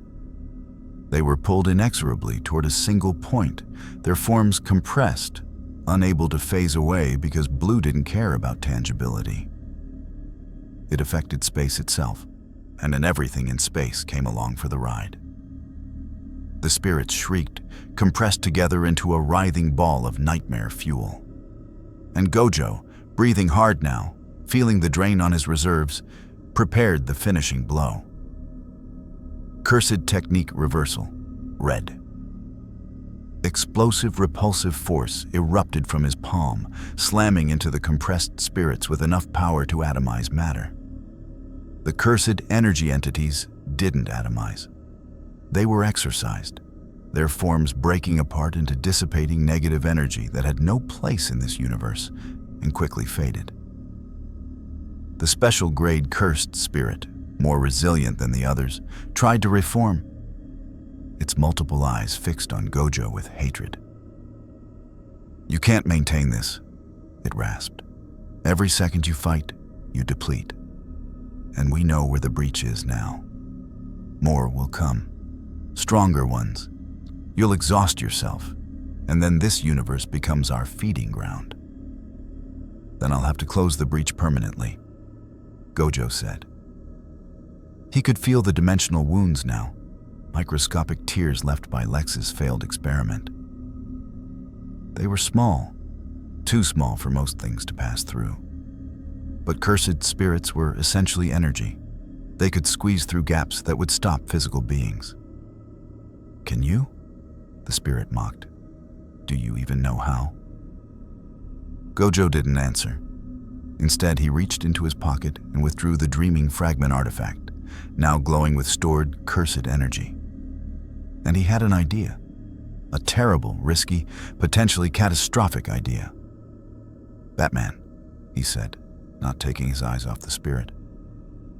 "Your assessment. If I use purple at maximum output on the dimensional framework itself, not targeting the spirit but targeting space-time, what's the probability I can forcibly seal the wounds?" Batman's response was immediate. "Unknown. Purple erases matter at the atomic level, but these are dimensional tiers. Different physics. Could seal them. Could make them worse. Could trigger cascade failure. 60-40 odds in favor of sealing," Gojo estimated. "I'll take it." "Gojo," Superman started. "I don't have a choice." Gojo cut him off. "If I don't seal these wounds, cursed spirits keep coming through. Your universe isn't ready for that. I've seen what happens when cursed spirits run unchecked. Entire cities can fall. This world doesn't have jujutsu sorcerers. You'd be defenseless." He faced the special grade spirit, which was beginning to regenerate despite Red's damage. "Last words?" Gojo asked it. "Like you can't win," it said. "Even if you seal the breach, you're still stranded, still depleting, still going to fail, just like you failed your students, your world, your domain expansion." Gojo interrupted, and the world inverted. Unlimited void. The cursed spirit's taunts cut off as its consciousness was flooded with infinite information, every possible outcome, every potential reality, every piece of data the universe contained, all at once, forever, in a single instant. It would have screamed if it still remembered how to form thoughts. Gojo held the domain for exactly 0.2 seconds. Long enough to immobilize the spirit completely, not long enough to cause permanent damage to any humans who might be in range. Then he released it, and in the same motion, combined blue and red at maximum output. Hollow purple. The imaginary mass technique manifested, a sphere of pure erasure that deleted everything in its path. But Gojo didn't aim it at the spirit. He aimed it at the dimensional framework, at the microscopic tears in reality, at the wounds bleeding cursed energy into a universe that couldn't naturally contain it. Purple struck reality itself. For a heartbeat, nothing happened. Then space-time screamed. The dimensional tears began to seal, not gently, but violently. Reality forcibly knitting itself back together through sheer annihilation of the damaged areas. It was like using a blowtorch to cauterize a wound. Crude, painful, but effective. The special grade cursed spirit, still frozen from unlimited void's after effects, felt the tears closing. Its connection to the Jujutsu universe was severing. It tried to phase back through, to escape back home. Gojo hit it with red at point-blank range. The cursed spirit exploded into dissipating negative energy, exorcised completely, its essence scattered across dimensions too diffused to ever reform. And the dimensional tears sealed completely. The particle accelerator's attempt to bridge universes forcibly undone. Gojo stood in the chamber's center, breathing hard, feeling the massive drain on his reserves. Domain expansion plus purple at maximum output. That was 40% of his cursed energy gone in 30 seconds of combat. 40% he would never naturally recover. But the chamber was clear. The cursed spirits were exorcised. The breach was sealed. Earth was safe. "Is it over?" Wonder Woman asked quietly. "For now," Gojo said. And for the first time since arriving in this universe, he sounded tired. "The immediate threat is neutralized. But Lex created a roadmap. Others could follow it. And in my universe, if that spirit was telling the truth, things might be worse than I thought." He turned to face Lex Luthor, who stood frozen, staring at the space where reality-eating purple had been moments ago. "Still think cursed energy is worth pursuing?" Gojo asked softly. Lex said nothing. For once in his life, the genius billionaire had no clever response. "Gojo," Superman said. "Thank you." "Thank me by making sure this doesn't happen again," Gojo replied. He looked at Batman. "You'll want to destroy all of Lex's research on dimensional breach technology. Every file, every backup, every scrap of data." "Already compiled the locations," Batman confirmed. "We'll handle it." Gojo nodded, then wavered slightly. Then Superman caught him before he could fall. "I'm fine," Gojo said. But he wasn't. 40% depletion meant he was running on fumes. The artifact in his pocket still held 15%, but retrieving it now would just delay the inevitable. He'd bought Earth time, but he'd paid for it with power he couldn't recover. The strongest sorcerer was significantly less strong now. And somewhere, in the darkness between universes, something else had noticed the dimensional disturbance. Something far worse than cursed spirits. Something that now knew exactly where to find the sorcerer who'd fled one universe and endangered another. 3 days after the particle accelerator incident, alarms screamed across every defense network on Earth. Gojo was in the Watchtower's observation deck when it happened, reviewing dimensional stability reports with Zatanna. The sudden blaring klaxons made them both jump, magical and superhuman senses immediately extending to find the threat. Batman's voice cut through the chaos, calm despite the circumstances. Multiple boom tube signatures. Apocalypse fleet entering Earth's orbit. This isn't a raid, it's an invasion. The observation windows polarized automatically, and through them, Gojo's 6 eyes tracked the arrival of something that made Lex Luthor's ambitions look quaint by comparison. Ships, hundreds of them, materialized through dimensional portals, each one the size of a city block, used bristling with weapons that made nuclear arsenals look like fireworks. They moved with unified purpose, spreading across orbital space in a formation that suggested military genius and overwhelming force. And at the center of that fleet, riding a ship that dwarfed the others, stood a figure that radiated power even through the void of space. Darkseid. "Well," Gojo said quietly, "that's not good." The Justice League assembled in seconds.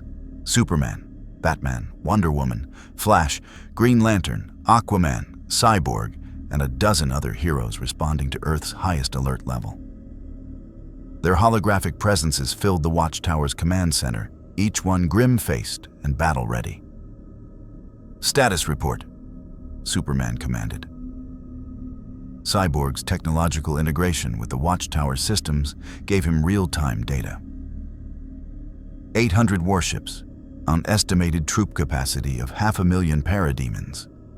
Energy readings suggest new god technology, far beyond anything we've encountered before.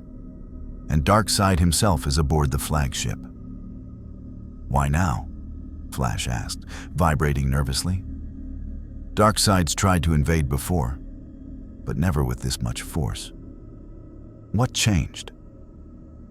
Batman's white eyes fixed on Gojo. 3 days ago, we had a dimensional breach incident that involved exotic energy from another universe, reality warping techniques, and what Darkseid would consider a fascinating power source. "You think he's here for me?" Gojo asked. "I think he's here because you demonstrated something he wants," Batman corrected. "Infinity. The ability to make yourself untouchable through spatial manipulation. Darkseid seeks absolute power. Your technique would give him something even his Omega beams can't. Perfect defense to match his perfect offense." Gojo absorbed this, feeling the weight of consequences. His presence in this universe had drawn attention. The fight with cursed spirits had displayed his abilities. And now one of DC's most dangerous threats was knocking on Earth's door. "So, what's the play?" he asked. "We fight," Wonder Woman said simply, lasso of truth glowing at her hip. "We've repelled Darkseid before. We can do it again." "Not like this," Green Lantern said grimly. Hal Jordan's ring projected tactical overlays showing the fleet's positioning. Every previous invasion was a probing force, testing defenses, gathering intelligence. This is total war. He's committing everything. A transmission crackled through every communication channel on Earth simultaneously. Darkseid's voice, deep, inevitable as entropy, spoke with the weight of cosmic authority. "People of Earth, I am Darkseid, Lord of Apocalypse, Master of the Omega Effect, Seeker of the Anti-Life Equation. Your world has harbored something that interests me, a being from beyond your universe who wields power over space itself. Surrender him to me, and I will depart peacefully. Refuse, and I will take him from the ashes of your civilization." The transmission ended. Earth's governments erupted into panic. News channels went into overdrive, and the Justice League faced the terrible calculus of sacrifice versus defiance. "We don't negotiate with tyrants," Superman said immediately. Even when refusing means billions die?" Aquaman asked, playing devil's advocate despite clearly agreeing with Superman. "Darkseid isn't bluffing. If we fight, casualties will be catastrophic. If we surrender Gojo, Darkseid gains infinity," Batman countered. "A being of his power with perfect defense becomes unstoppable. He'll conquer not just Earth, but every world in this sector. More people die in the long run." They were talking about him like he wasn't there. Gojo let them for a moment, listening to heroes debate the mathematics of genocide versus strategic surrender. Then he laughed. Everyone turned to stare at him. "Sorry," Gojo said, not sounding sorry at all. "It's just, you're all assuming I'm going to let either scenario happen. On a news flash, I didn't spend 3 weeks learning to survive in your universe just to become Darkseid's trophy or hide while you die protecting me." "Gojo," Superman started. "I'm fighting," Gojo interrupted. "Not because I'm noble or heroic or any of that. I'm fighting because Darkseid pissed me off by assuming he could just demand I surrender. Nobody makes demands of Gojo Satoru. Not in my universe, not in this one." "You're at 40% reserves," Batman reminded him flatly. "One domain expansion in the particle accelerator. Multiple high-output techniques. You retrieved the 15% from your artifact, but you're still significantly depleted. Can you fight a new god at reduced capacity?" "Guess we'll find out," Gojo said with that reckless confidence that made Batman's contingency planning instincts scream. "What do we know about Darkseid's capabilities?" Wonder Woman stepped forward, and there was something personal in her expression. Old battles, old wounds. "Darkseid is a new god, which means he exists as both physical being and living idea. He's the concept of tyranny given form. His Omega beams can track targets across dimensions, disintegrate matter, or transmute it. His strength rivals Superman's. His durability has withstood attacks that would crack planets. And his Omega effect..." She paused, choosing words carefully. "It can kill gods." "Can it bypass infinity?" Gojo asked the question everyone was thinking. "Unknown," Batman said. "The Omega beams alter reality at a fundamental level. Whether that alteration can navigate infinite space division?" He left it hanging. "Only one way to find out," Gojo repeated. That's a terrible experimental methodology," Flash pointed out.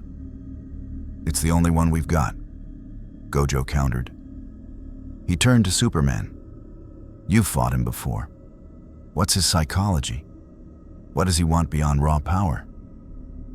Superman's expression darkened with old memory.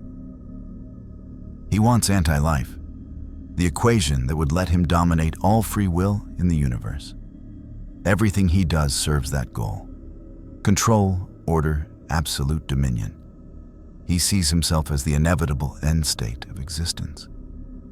So he's a control freak with a god complex and reality-warping lasers, Gojo summarized.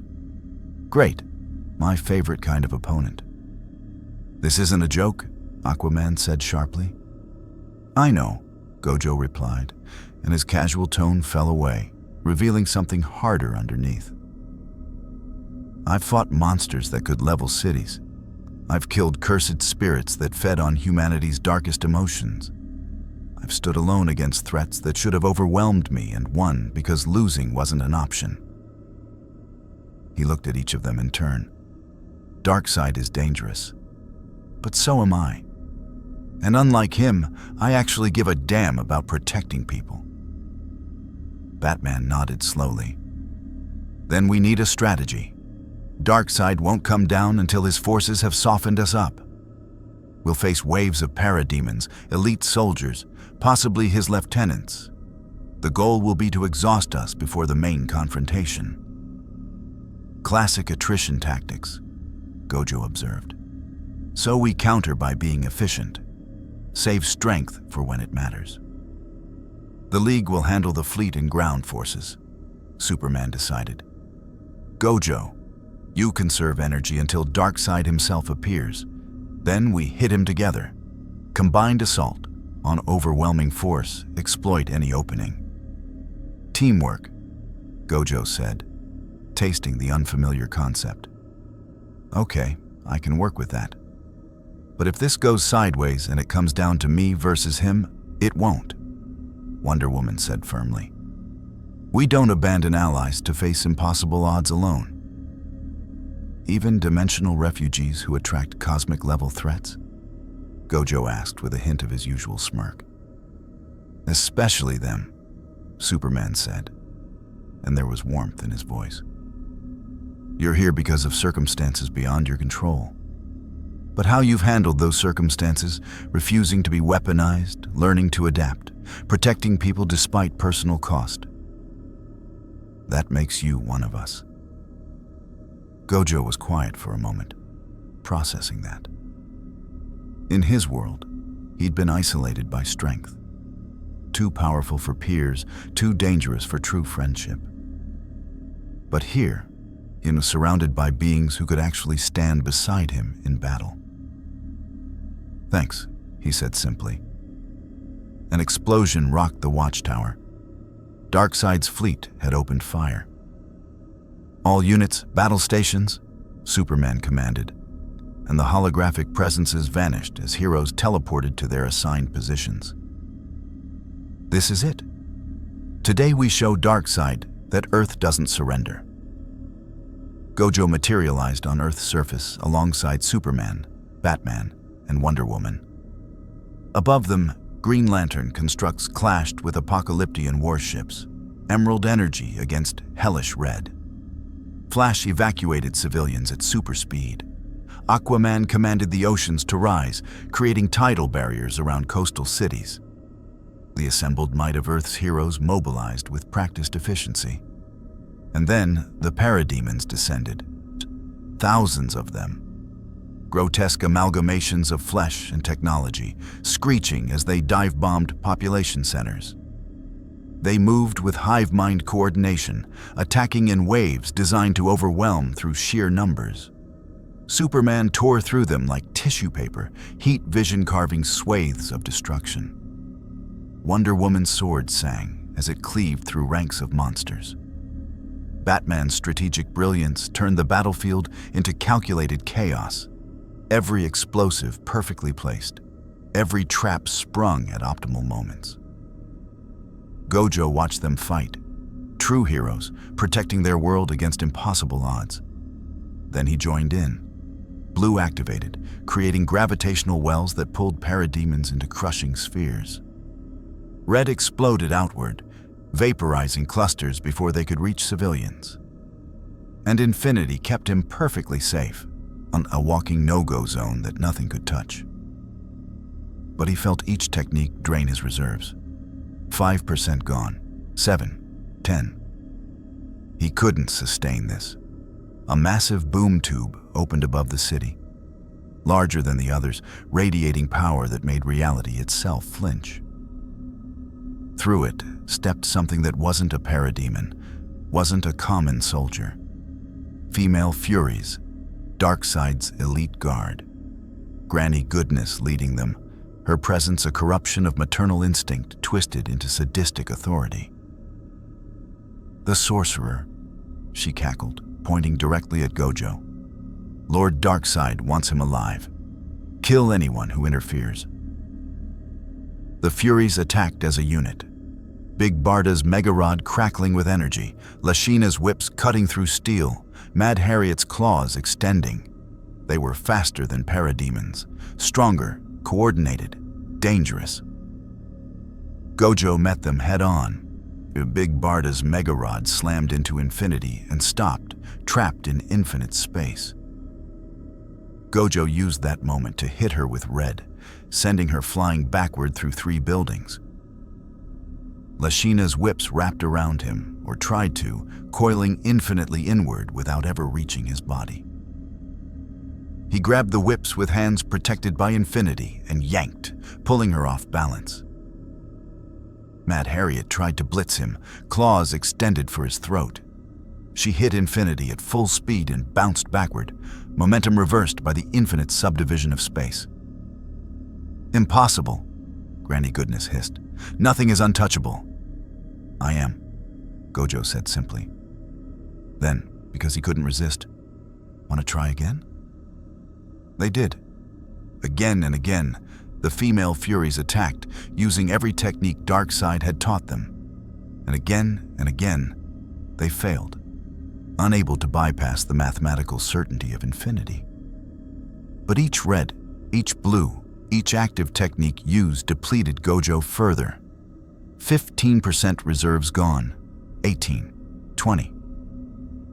He was running out of power, and the real fight hadn't even started. Above the battlefield, a boom tube larger than any before opened, and Darkseid himself stepped through. He descended slowly, deliberately, gray skin and red eyes radiating cosmic authority. The parademons stopped attacking, parting like a sea before their god. The female Furies retreated, bowing. Even the League heroes paused, recognizing that the preliminary battle was over. The real war was beginning. Darkseid's feet touched earth, and the ground cracked beneath him, not from weight, but from presence. He was tyranny made manifest, the end of all freedom, the heat death of choice itself. And he looked directly at Gojo Satoru. "Impressive," Darkseid said, voice resonating with impossible depth. "You've survived contact with my forces while conserving energy. Strategic, intelligent." He took one step forward. "It changes nothing. I will have your technique, sorcerer. Either you surrender it willingly, or I take it from your corpse. Choose."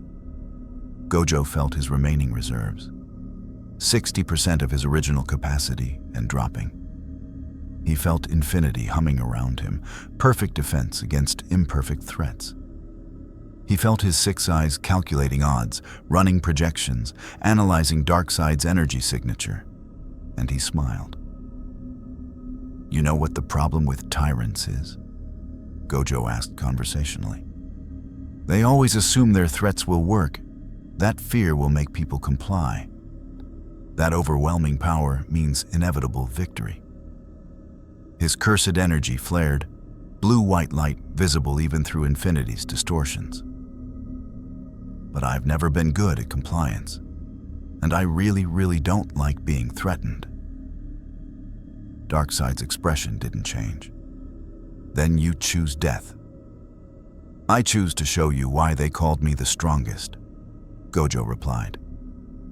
The Omega beams fired. Twin crimson lines that could track targets across dimensions, erase them from existence. transmute matter into any form Darkseid desired. They moved faster than light, impossible to dodge, guaranteed to hit. They struck infinity and stopped. The beams slowed, subdividing through infinite space, getting closer and closer, but never quite reaching. 1 foot away, 6 inches, 3 inches, 1 inch, never touching. Impossible, Darkseid said, and for the first time, there was something other than absolute certainty in his voice. The Omega effect cannot be stopped.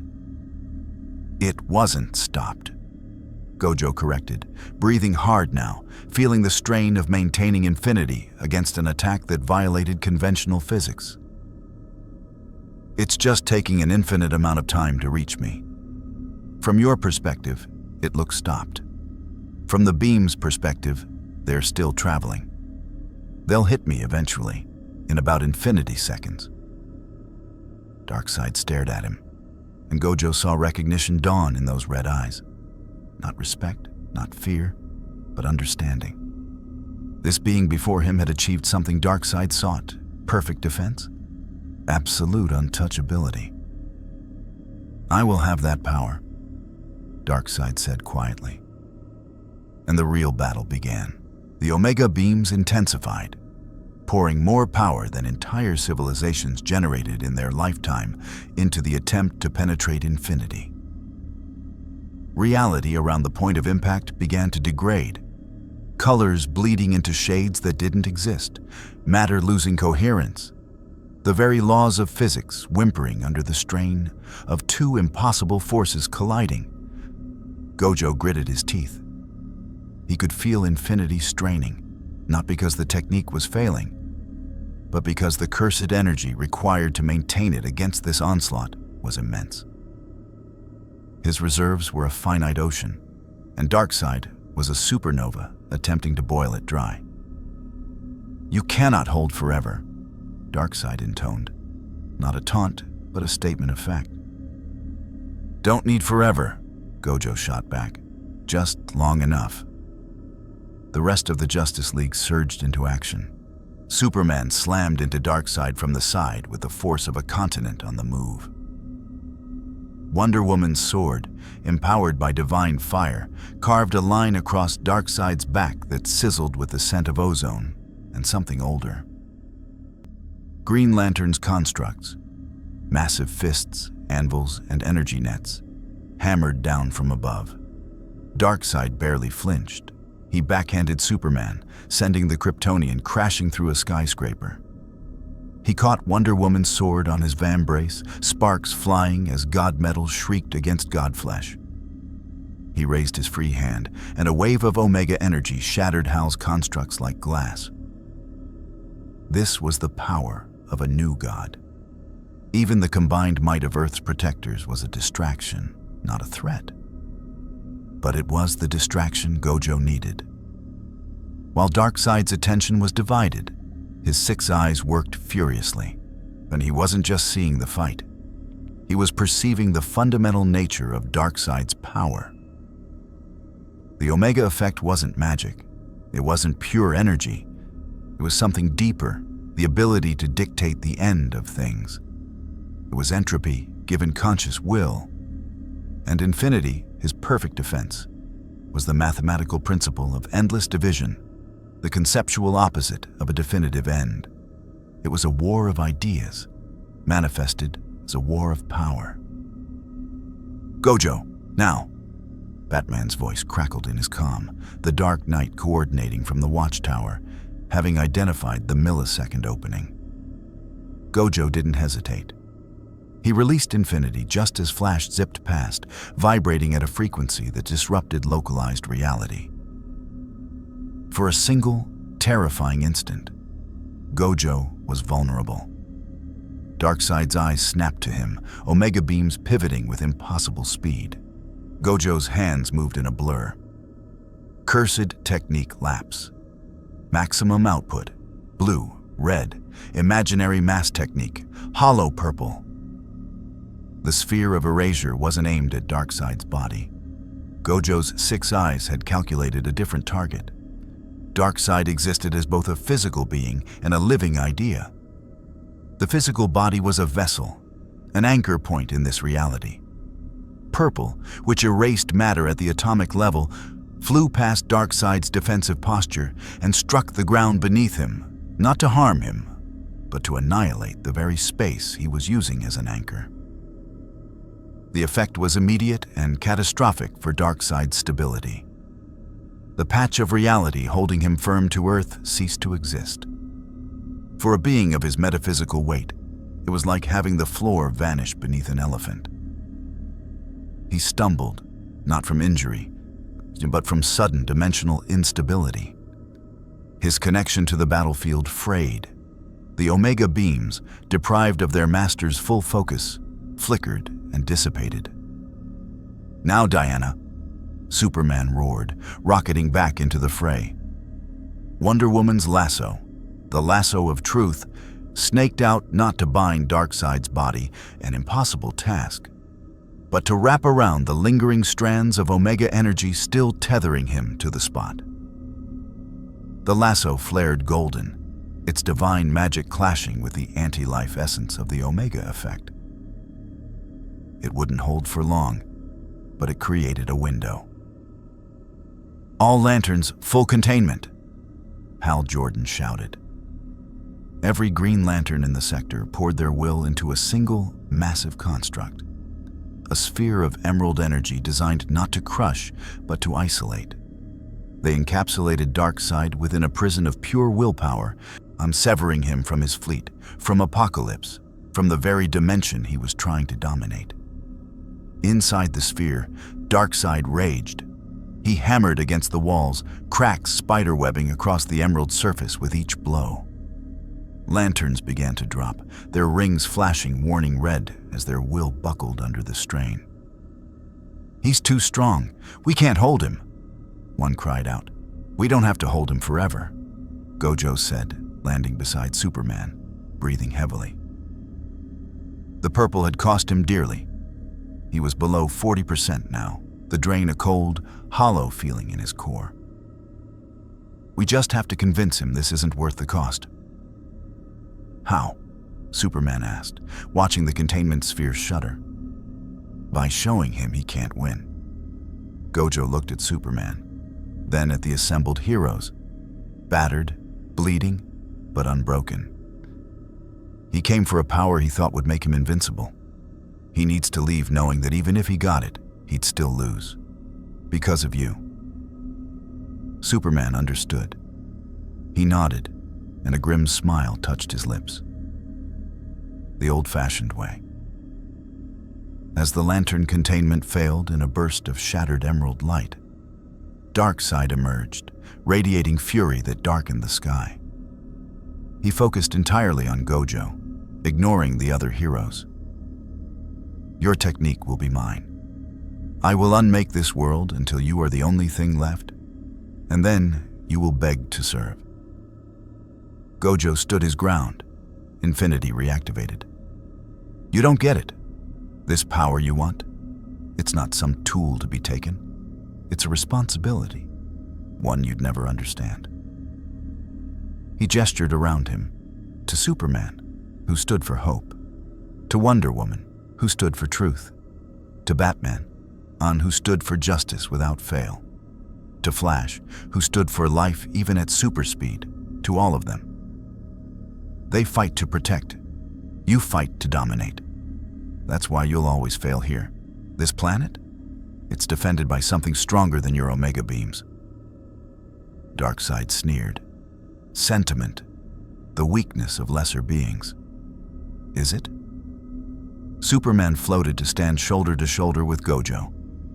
You've thrown everything at us. Your fleet, your Furies, your own power. We're still here. We're still standing between you and the people we protect. That's not weakness. That's strength you can't comprehend. It was a stalemate. Darkseid could likely grind them down eventually, but the cost, in time, in resources, in damage to his own forces, would be monumental. And Gojo, with his depleting but still potent power, remained the untouchable linchpin, a problem Darkseid couldn't immediately solve. The Lord of Apocalypse surveyed the battlefield.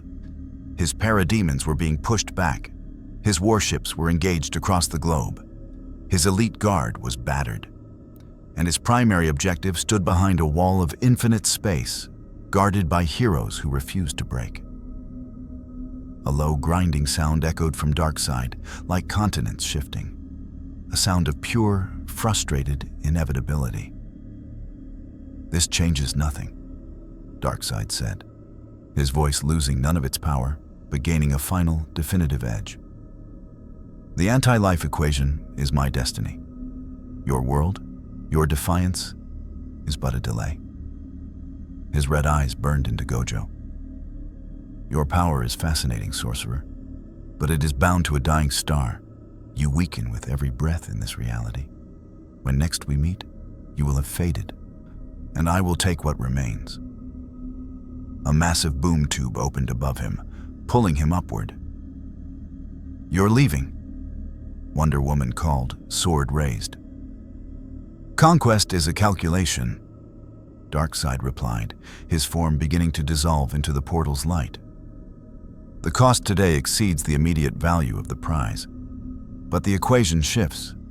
I am infinite patience, and your protector," he looked one last time at Gojo, "is not."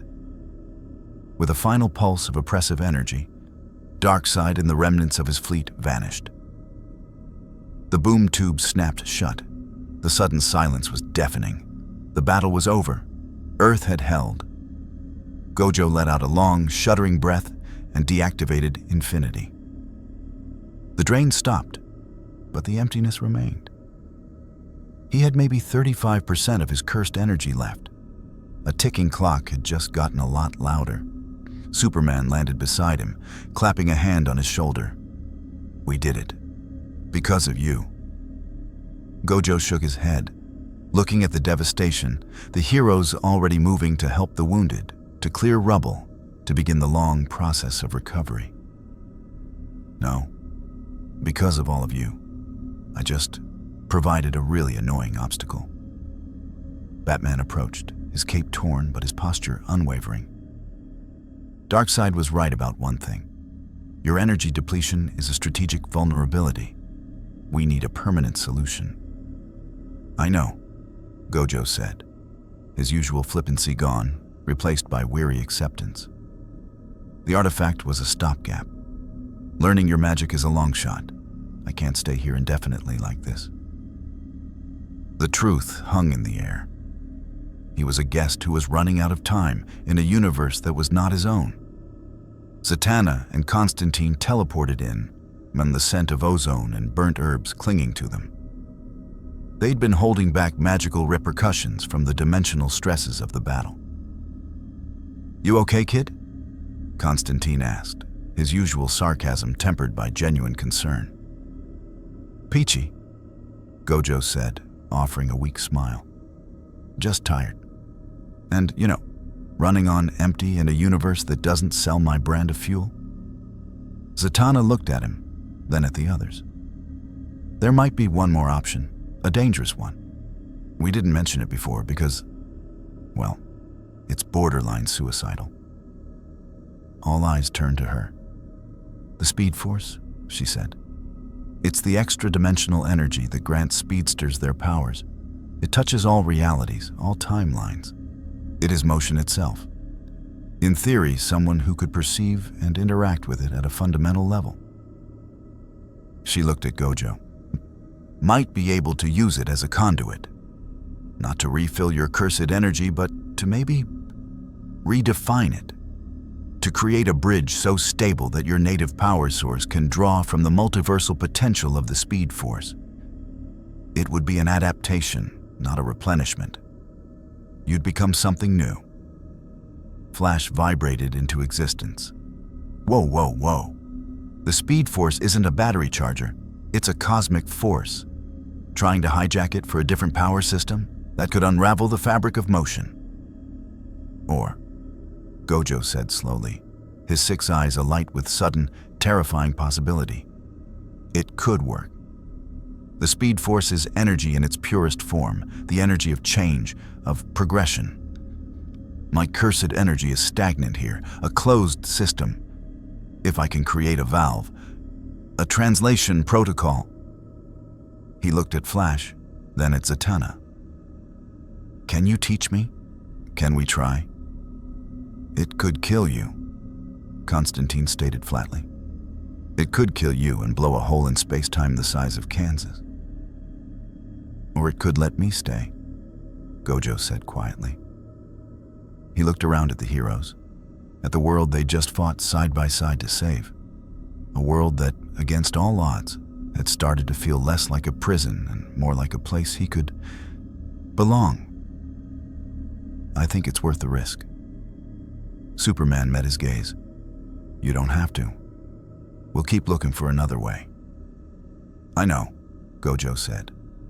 But I'm done being a visitor on borrowed time. I'm either part of this world or I'm a ghost fading out of it. I choose to fight for my place here. He grinned, the old, arrogant spark returning. Besides, when have the odds ever stopped me? The decision was made. The path was set. It would take preparation, research, and safeguards on top of safeguards. But for the first time since he'd fallen through the rift, Gojo Satoru saw a future in this universe. Not as a stranded anomaly, but as something else entirely. The strongest sorcerer was down to his last reserves. But he was no longer alone, and he was just getting started. The dust settled over Metropolis, but the world was irrevocably changed. Darkseid had been turned back, not by a single, overwhelming force, but by the united front of Earth's protectors and the impossible defense of a stranger. Gojo Satoru's name entered the lexicon of Earth's heroes, a being of immense power who chose to stand with them, despite the cost to himself. In the weeks that followed, a new dynamic took shape. Gojo did not join the Justice League. His philosophy remained his own. Instead, he became a permanent, if unpredictable, ally. He established a quiet presence, often found on the Watchtower or in the House of Mystery, working with Zatanna, Constantine, and the Flash on the perilous theory of Speed Force adaptation. The work was slow, fraught with near disasters that Batman meticulously logged and planned contingencies for. And Lex Luthor, his dimensional ambitions shattered and publicly linked to the near catastrophe, retreated into his corporate empire. But his obsession was merely redirected. The file on Satoru Gojo in his servers became his most encrypted, most studied project. He had seen the future of power, and he would not rest until he understood it. And Gojo himself? He walked a tighter line than ever. Each day, his cursed energy reservoir shrank a little more, a constant, quiet reminder of his expiration date. Yet, he also found something he'd lacked in his own world. Peers. Beings who, while not matching his specific power, understood the weight of it. Superman, who carried the hope of worlds. Batman, whose will was a force of nature. Wonder Woman, whose compassion was as strong as her sword. He taught them about cursed energy and about the shadows that could grow from human fear. They, in turn, taught him about hope, about justice, about fighting for a world, not just protecting it from monsters. He was still the strongest, but for the first time, he wasn't the loneliest. The dimensional wound was sealed. His home universe was a fading memory, its fate unknown, a quiet sorrow he carried. But this new universe, with all its chaos, its gods and monsters, its brilliant, stubborn, heroic people, had become his. He would fight for it. He would adapt to it, or he would burn out trying. The multiverse had thrown a thread out of pattern, and instead of snapping, it had woven itself into a new, stronger design. Gojo Satoru, the untouchable sorcerer, had found a place where he could be challenged, could be needed, And could, perhaps, I finally find a reason for his strength that went beyond mere supremacy. The story wasn't over. It was just entering a new, unpredictable chapter.